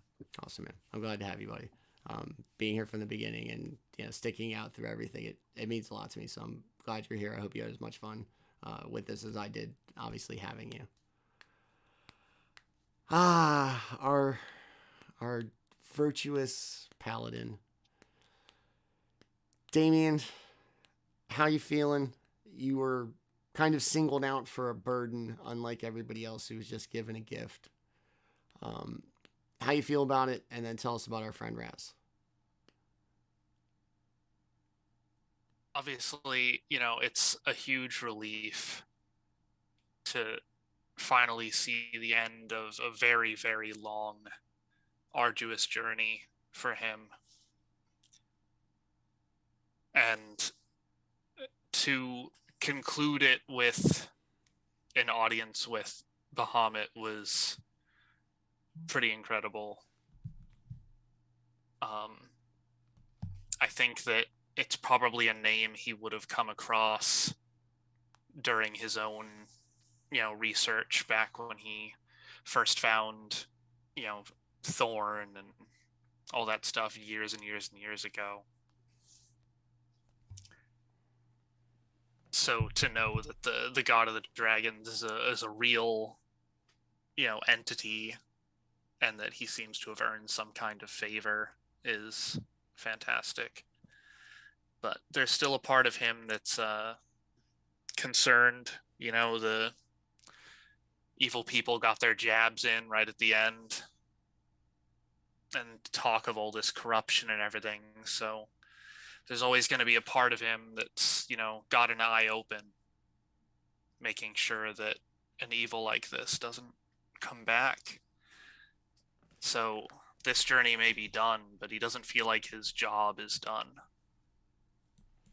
And you never know, that Dynasty Dragoon thing comes with a little bit of immortality. Some of those dudes live for a long time, so if you want to be ever vigilant, this might be your opportunity. God, imagine an elf that fucking has to deal with even longer. I know. Oof. Gonna be freaking babysitting for Umdar's great grandchildren, man. I don't even believe she was real. Trust me, she was real. She punched an evil dragon god with her bare hands. I was there several times. Barely a scratch. Tell us again, Uncle Davey. On herself. That sounds cool. Yay! Apparently, orcs are prodigious in their progeny, so I imagine Daemion telling the story to like 40 little orc kids. Just a ton of them. All right, and then tell us about our friend. You'll be surprised. Tell us about our friend Raz. Yeah, it's been quite a series of events from just one random one shot on Reddit that I was just looking to find a little more D&D to add to my life because my my weekly game wasn't cutting it. And I gotta say, my first one shot on this server was like the beginning of an avalanche of me getting into D&D. Like, you've basically seen me go from being almost entirely new to 5e to at this point feeling like I know almost everything there is to know about the game. And look at me now, freaking just finished a high level campaign. I got to ride a dragon-like creature and fly around and hit things with swords and kill some sort of evil god thing and meet Bahamut. This is badass. Nice. But yeah, this has been an incredible journey. It's gone on quite a long time.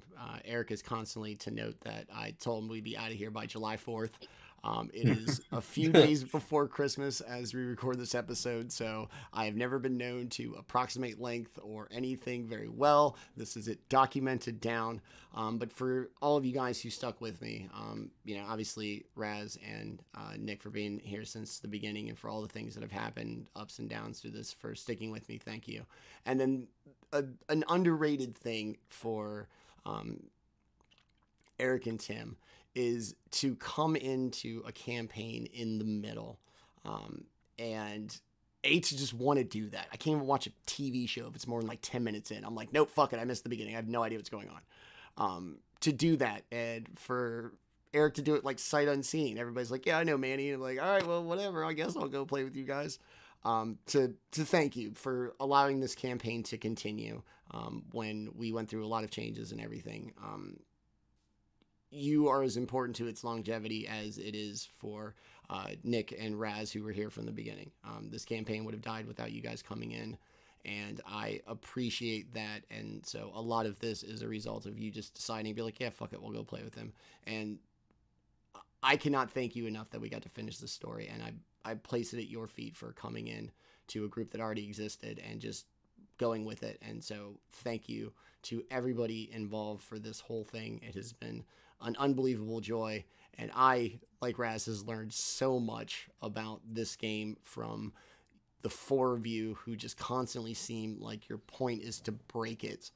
And we've rolled with it. We've had a great time. We've seen a bunch of big fucking numbers, and it has been great.